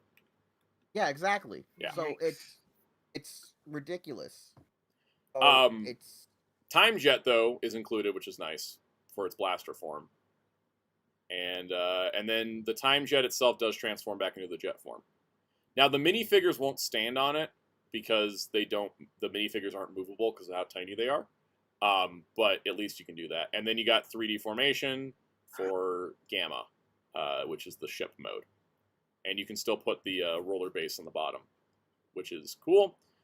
This is everything that's included. It's got a couple bracer pieces for some parts stuff, which is great. I think it looks awesome. Now on Premium Bandai, you can get Time Shadow, which Time Shadow here, you can fit the 5 minifigures in. That's when I was like, oh, the minifigures actually come out, right? Because they actually go into the Time Shadow cockpit. And you can see there it is with the other vehicles, which looks really, really cool. And then he transforms, pretty much the same as the original. He doesn't look... I looked at this shot and I was like, is he not going to be more articulated than the original deluxe toy, which just had some nice arms, but like otherwise it's a solid brick? And then they actually show like you move some parts around, and he could actually... there's his swords, but he actually does pose. Like his legs are jointed, which I think is kind of incredible. I'm not exactly sure how they pulled it off, but it looks like some parts forming, like you detach parts of the things together, and then boom, legs move now, which I think is awesome. It is kind of disappointing, though, that they didn't give him optional hands. That's the only thing I would complain about, yeah, because he should have some different hands than that. Those hands suck. Because they just gave him the toy hands where they're just like karate choppers. Yeah. Of course, he does As we combine know, Delta like, Formation. Mega. So he does combine with Time Robo. So you got Time Robo Shadow Alpha, Time Robo Shadow Beta. Once again, the legs articulate, which is really, really cool. And so, yeah, you got both forms of it. Weapon transforms with it. It shows kind of how the peg system works, so that everything's like attached correctly. I think these are really great. They're just prohibitively expensive if you live in the U.S. or other regions. Not just a U.S. problem. But yeah, so Premium Bandai in January, general release in January. They look really nice, but yeah, price point is out of my price range. Finger. Yeah, but they look really good for what they are. All right, you guys ready to do figure arts news? I am starving right now. I'm feeling so hungry. Kind of figure arts. Oh, I feel you on that. Yeah, we got quite a few figure arts, so we're gonna. I apologize if we burn through these. I'm really hungry. I'm getting a little. Wheels, what do you think is the over under? They're gonna make V-Rex because it's too iconic. What's the over under on provider base? Do you think they're gonna do it? Here's the thing: if they do provider base, if they make the full display stand and the arch, it's gonna be probably almost as expensive as Grand Liner. So, or they just make the provider base Robo and just leave it at that. You know, just either do that and hopefully save our lives. But provider base, if they do it, it's gonna be expensive as shit, and it's gonna suck. V-Rex also. Hopefully they don't make this a piece of shit. Like, hopefully they know to make it actually articulated, not a giant brick. Yeah. Because as we know, the suit was pretty slender. Yeah, I'm wondering how they'll pull. I feel like that's going to have a ton of parts forming. So, I did see the Mighty Orbots news, but considering I don't know anything about Mighty Orbots, and it was a teaser, I figured we'd circle back around to it when it comes up as a full thing. I just have a question: is how? Because Orbots and Godmars, if people don't know. Yeah, there's a whole legal thing. There was a teaser for a new Mighty Orbots toy, and I wanted to see full details before we talked about it. You know. Yeah. How the heck is that being made? Or did Godmars be like, all right, fine? Yeah, I did hear about the Bokenger 20th rumor. Hope it's true, but you know, I just like with all rumors and stuff, until I got something solid, I'm not going to report on it because I want solid stuff. I want to know what's happening before we like discuss it. So let's talk about our figure arts news. So announced during last week's show, and then he went up for pre-order last week. SH Figure Arts Shinkocho Seiho Kamen Rider Kaisa.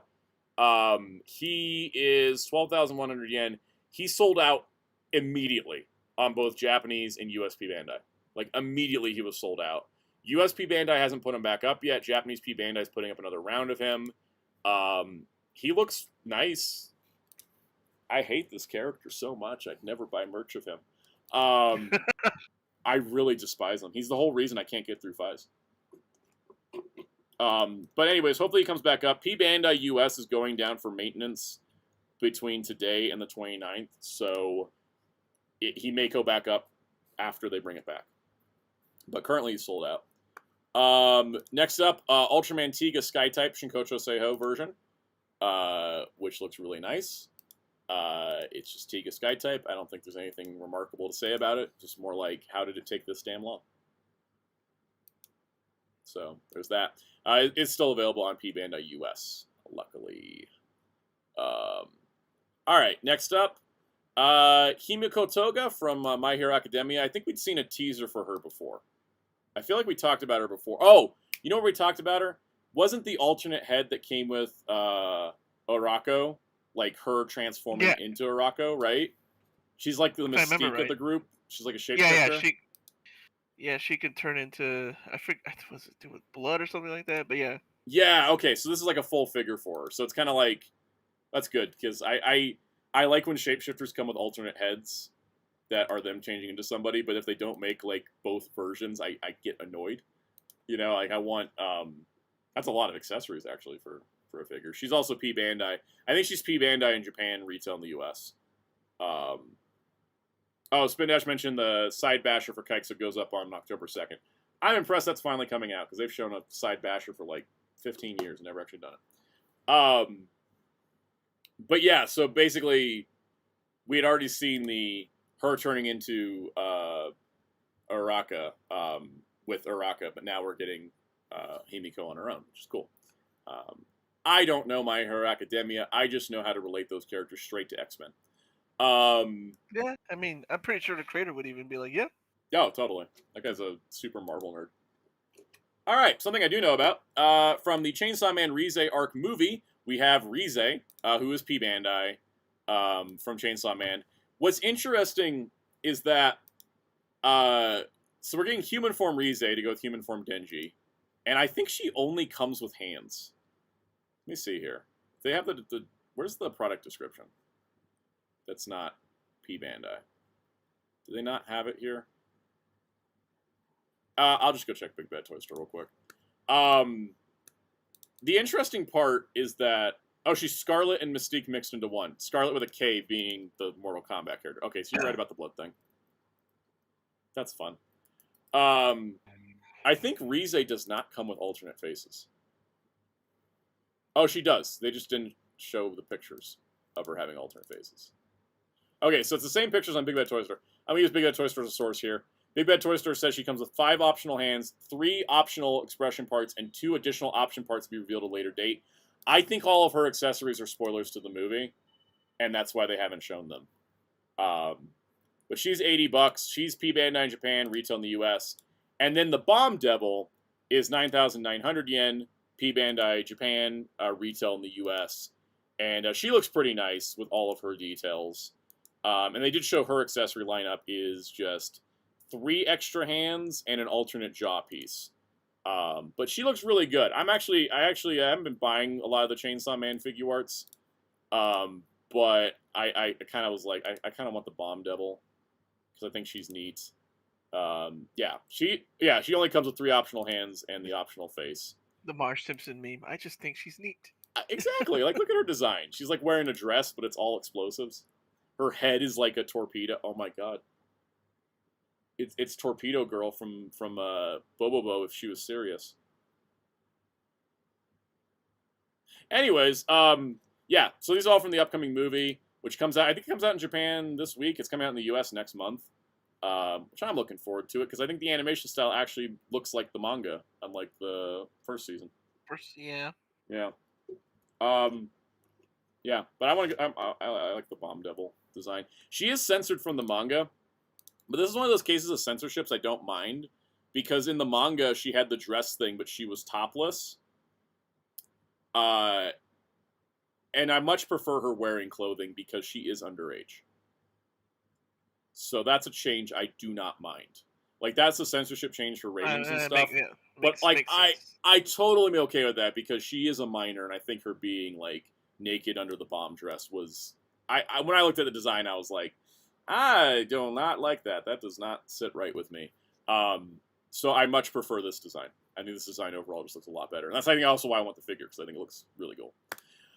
All right, hey, remember Gogeta? Yeah. We talked about why is he New York Comic Con? Yep. Well, we got the full pictures of him. Can you guess? Yeah, I got shown this Gogeta figure art. Yeah. Can you tell me what isn't included? Soul Punisher. Yeah. Where's his effect part, Bandai? Yeah, he has the halo, but not the attack. He has 3 faces, and like 3 sets of hands, and no attack. The one accessory we would want him to have. Exactly. Yeah, exactly. Spidash mentioned it too. He has the hand for the attack, but not the attack. This guy shows up, aura farms, does a finisher, and then splits up. Yep. Why do we not have the effect part to finish the job? Insane. I don't get it.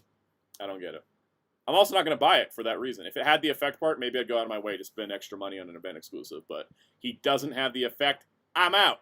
I'm done. I'm pretty sure Dragon Stars did the effect in the 2-pack. Let me check this now. Dragon Stars, Gogeta, Janemba pack. Because Dragon Star's actually been giving us the effect parts. Spin Dash says buy the figure at 0 and cut the effect that one has. I have a cheaper option. Because it'll be cheaper than even the figure art. Go buy the Janemba and Gogeta 2-pack. That comes with the effect. And you get Janemba. It's like $40. This is the better option, honestly, right? You get Janemba, you get Gogeta, and you get the effect part. Yeah. Bandai America. Yeah. You do Yeah, good Dragon sometimes. Stars gives you everything. So like I think we talked about this before, where like the Dragon Stars sometimes are actually just we'll get those instead of the figure arts. Yeah. You get everything and they're cheaper, so Who did I get in Dragon? I got Gamma 1 and 2 in Dragon Stars, and they're great. I don't need the figure arts, right? Master Roshi's Dragon Stars figures I amazing. don't even need the Dragon Stars for them. I Character. got Dragon Stars Android 18 and 17. I think they actually look better than the figure arts do. I have 18 in Dragon Stars, yeah. Yeah. Not $40 2-pack has more value than the figure art. That's where we're at. I still kind of want to get figure arts Krillin because like Dragon Stars Krillin's kind of gigantic. A little too big. That's right, Muteki. I am missing Broly. I want base form Broly. It's the Broly I have want. Super Broly. I want Super Broly base form. Right? Super movie Broly, but in base form, yeah. I have Super Broly. Yeah. All right. And then we have And I have Giant Mega Broly. and then the Goku with Dragon, because it wasn't legally shown around at the time, the manga cover exclusive. This is something that was a very limited edition in Japan. I think you had to go through the V-Jump magazine. Was it V-Jump or Shonen Jump? You had to go through a magazine to get it. It's going to be sold at New York Comic Con. So there is a chance for people in the US to get it, which is neat. But it's still exclusive, and that sucks. Because I wish we could all buy it. I don't know why that has to be so limited. But maybe it's because it's manga-based. And yeah, that's right. Shueisha's like, your license is only for the anime. Shueisha and Capsule Corp and all that. Yeah, that's the whole reason why Shueisha and Toei keep saying One Piece is like the greatest seller of all time. When it's actually Demon Slayer. Because the thing is like One Piece is the greatest seller in manga. Slayer, right? In manga, One Piece is the greatest seller. Demon Slayer is making the most money in anime. And I think Dragon Ball is still making the most money in video games.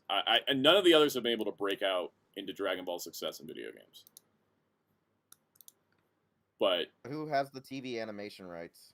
for what? Dragon Ball? It's not Toei. It's not Toei that has Demon Slayer. No, it's Aniplex. Yeah. No, because having talked to people like still I'll bring it up. Having talked to people who worked on Dragon Ball at Funimation, they literally stated that like that's a weird Toei thing just because of that battle going on with Shueisha and the company that they're trying to say that One Piece outsells, which One Piece currently outsells everything, but once it comes to North America releases, if there's a new Dragon Ball title announced, it will immediately outsell at least tenfold it will outsell One Piece. Even though One Piece is still popular because it's current, Dragon Ball, whenever it has a new thing, will still outsell One Piece. Yeah. Funimation, people who work at Funimation literally said, I work on both shows.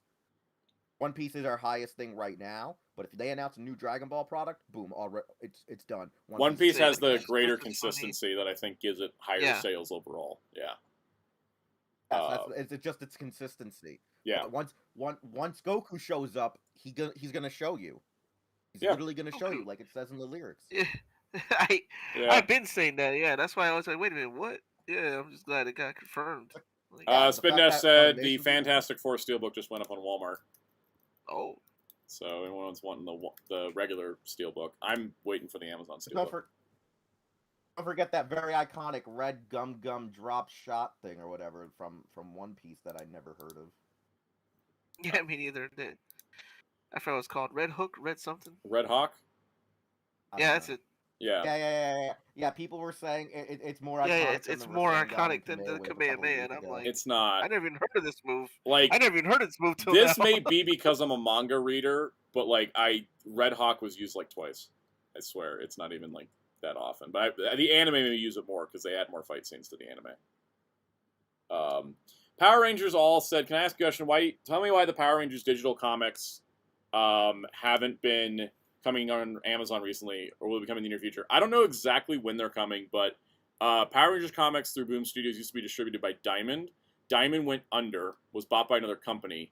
Now Boom Studios has moved to Penguin Random House as their distributor, and so there's a bunch of things in a hiccup. They've got the comic side of it, the comic printing side of it handled, but the digital side has not been worked out yet. There's something going on, and I don't exactly know what it is, but in time it should get fixed.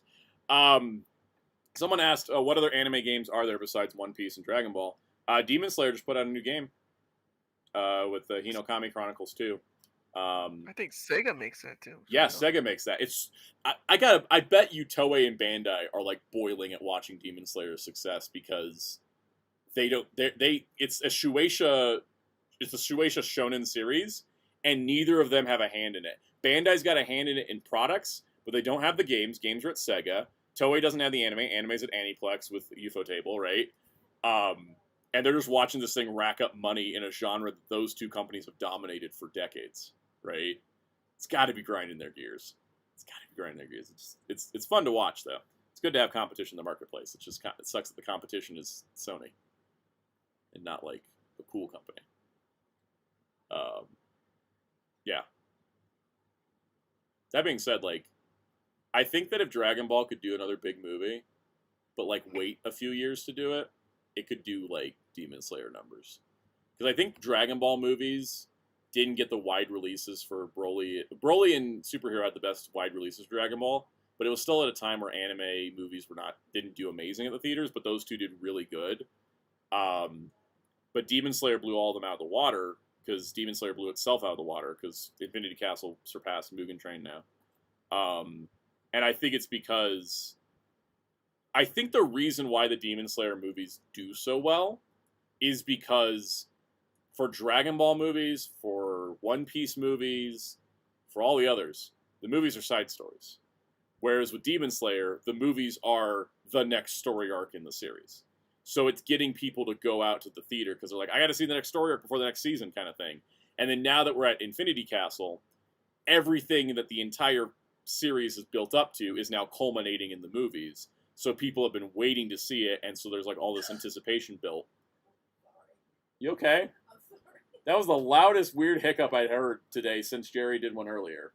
But you good? I'm sorry. It made me jump. I was even thinking. I said okay. I'm like, I didn't do anything. Oh, Yeah, no, background. This is my mom. My mom made it sound louder than you. Anyways, the point being, with Dragon Balls, I think if Demon Slammers get good. what was that? Demon Slammers. Does it get good? I was gonna say, Yeah, it does. get good because I just see nothing. Infinity Castle is like the whole point of the whole series. You know, like it's crazy because like watching Infinity Castle is like this is the greatest part of Demon Slayer is this final arc. Here's the real question: Are they gonna actually animate the part where you find out that they're just hallucinating everything? No, I don't know anything, man. I don't read this manga. I only watch the anime. Don't be dropping spoilers on me, bitch. Oh well. Read the manga. Funny enough. Jerry's read the manga. I haven't read the manga. I'm waiting to watch it in movies. Anyways, they only have done one of Well, 3 that's movies bad. for the final arc, so they haven't gotten to anything yet. But I was gonna say that if Dragon Ball wants to have a big hit movie, they need to let anticipation build up, and they need to make the movie really significant. And also put, it'd be nice to actually, make it want to look good and people want to, build hype for it. Because After Infinity Castle, Toei got to put some money into their movies. exactly. Because Infinity Castle is Guys. gorgeous. Guys, there's only one thing they need to do. Just make Digimon movies. Don't make shows. Make movies. Make a new series. Make them movies. They've been trying that too, but they cannot get. No. An original story. Just make an original story. Yeah. Brand new. Bam. Do you think Toei wants to do that? No, they want to keep making adventure movies. No, we don't like adventure anymore. All my I know. homies don't want adventure anymore. But the thing is that like I think that Toei was complacent in the anime space because it's like, well, we got the big brands, we're good, and then Demon Slayer rolled up and it's just like, hi, we exist, and we're gonna blow your shit out the water. And I got to give them credit for that because I think it's going to cause. Yeah, Spin Dash says, do you think the next movie needs to be a one-off filler or something continuing the main plot? It needs to continue the main plot. Like, honestly, at this point, because of how long this is taking, make the Moro arc a movie. Don't even do it as a TV show. Make it a movie.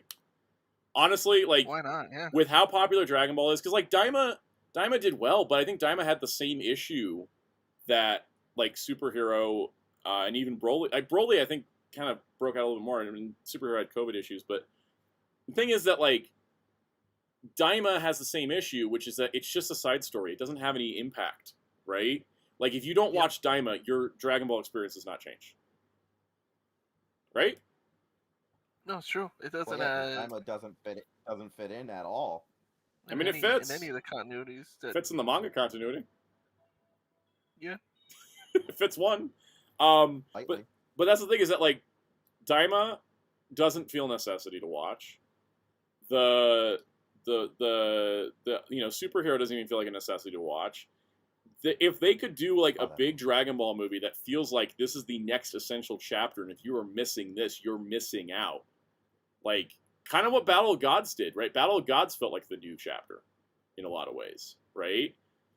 I think with that, it felt like what if Yoson Goku and his friends was actually a full fleshed out movie, right? Wasn't crap. Imateki says, "What about Broly?" Broly is also a side story. You know, you think about it, it's like half backstory stuff, and then the back half of it is big fight with Broly. That it doesn't have any like major significance, because even in the manga, Broly is not a major character. He's just there. Significance is they dropped the ball with Broly. They introduced him, said he was going to be in the manga, and then he doesn't show up at all. But then again, he's there as a cameo. Like editors have been saying, yeah, and then as Toriyama's editors have been saying, Vegeta and Goku fight. That was funny. Yeah. Emilio said, "What about Beerus?" Beerus was. That's why I say Battle of Gods had like it felt significant because Beerus was a brand new like important thing, and he stuck around, which made it important. And that's the thing is I think that's what Dragon Ball needs is because part of Demon Slayer's success with the movies is because they look really good, but part of it is because the story chapter is so significant you can't skip it, and I think that Dragon Ball needs that in the movie space. And I think everybody would be happier if Dragon Ball was a movie instead of a show. Honestly. What was he say?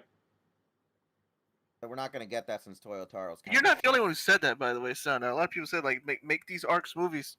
Yeah, because I think it would give us better budgets. But if we get the good budgets and not the even though I don't hate superhero, but you know, I mean, be honest. Would you rather see Shintani in Broly style?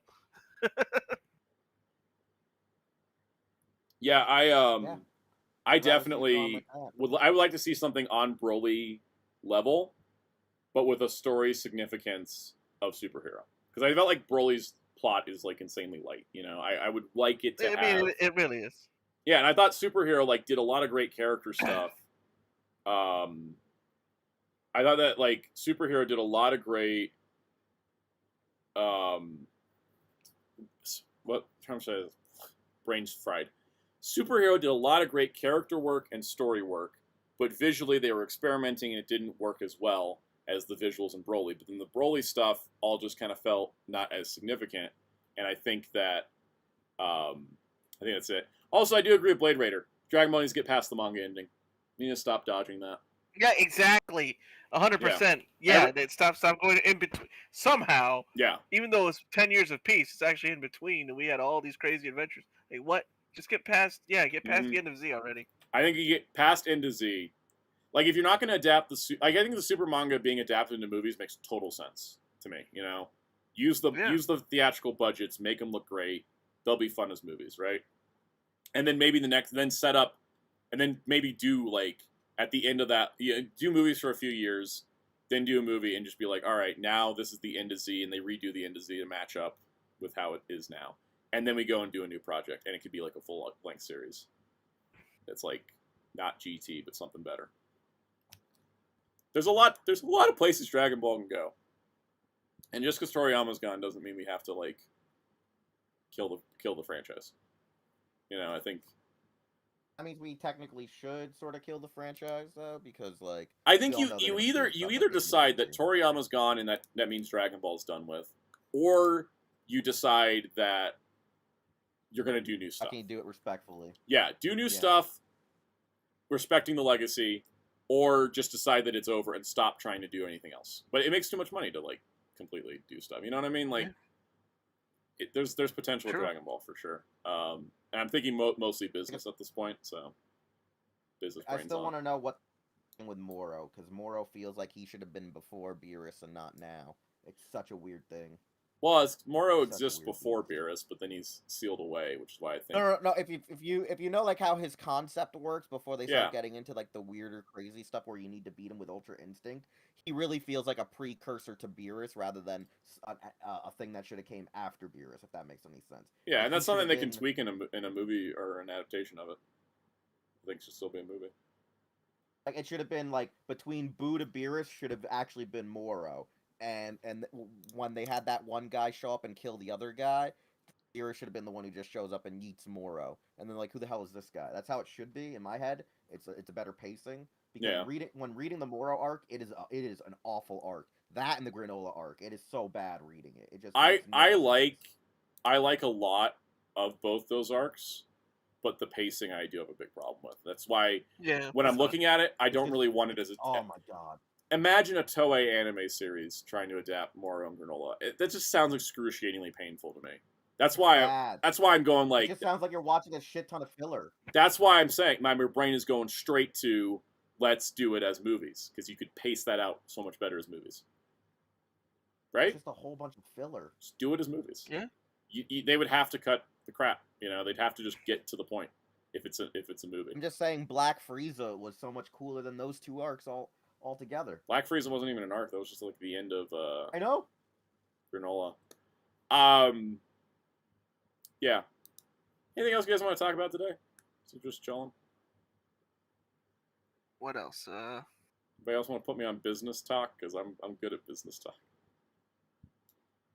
What do you think of not Saint Seiya, Ronin Warriors, or Samurai Trooper? What do they call it? It looks nice. It's exciting they're doing it. I'm not, as you guys may or may not know, I do not know the series that well, so I'm not like super hyped for it. Before your time, I think. No, he came back to America during that time. I just don't think he was actually tuned in. Just wasn't tuned in for it. I was doing something. Batman Beyond was still airing. I was distracted. Batman Beyond wasn't airing at the same time. Yeah. Psycho, I was going to wait to talk about the G-Phone and Aura Changer when they're actually solicited and we have details. I'm tired of doing Bandai's little teases. I hope that Akio Ioku and Toei and Shueisha come to some sort of agreement already. Yeah, it needs to get sorted out. Like before all this stuff about movies and arcs, well, first we need to get that settled. We did not go fantasy last week. Because remember, Sparking Zero... You're seeing Daima, you ain't seen no manga characters in there. They got some manga news, but that's just off of technicalities. Yep. Should we talk about Sparking Zero's DLC? Because, oh my god. Oh my goodness, yeah. We're going to talk about that tomorrow, I'm sure. Oh yeah. I haven't played the new characters yet, but I've heard they are not... I don't have Plus, so... Yeah. But yeah, we still talk about them. I'll go download Sparking Zero and play through the characters tonight so we can talk about, like...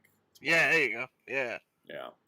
Because we don't have to stream it, but I definitely want to like talk about it because I have thoughts about. I mean, remember we were talking about it. We were like, "Man, is this game even dead?" Yeah. And then that came out. And they're like, "Boom, here's your DLC." I'm like, "Okay, good, because you were legally required to give this to us." But I gotta say, like, the DLC itself, like, the fact that they added a new stage is nice, but the actual, like, characters, and it's nice they finally added the dub, but the characters I've been seeing gameplay footage of, I need to get a hands-on before I rag it, because I'm a little bit disappointed by them.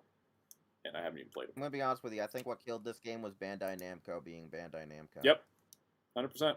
Legit. No, I agree with that. The lack of offline content was the killer. Like, that really axed the whole thing. Their dumbass story mode. I hate that thing. This story Yeah. so much. Burn it to the ground. All right. I think we're ready to wrap up, though, because I'm tired. I'm hungry. We did a good stream today. We had a lot of news. We got it covered. We'll be back next week. Ryan should be back next week. Wheels might be back next week. He's our wild card. How do you feel, Mr. Wildcard? Do you feel wild? I don't know. And a card. And a card. Check out Ryan's links in the description below for art commissions and other good stuff. Here. Oh, by the way, yeah. Yeah, Kaus is also streaming tomorrow. Yep. So go check him out, twitch.tv/fighterkaus. Tell him what you do. Yeah, I stream Persona 5 Royal. Well, we're probably going to be talking about Sparking Zero DLC. Yep.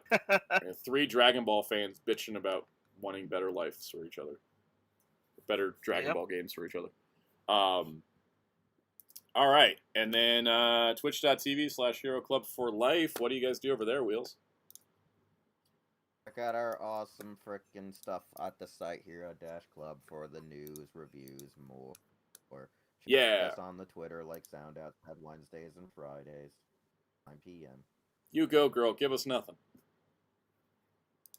Exactly. You It's get nothing.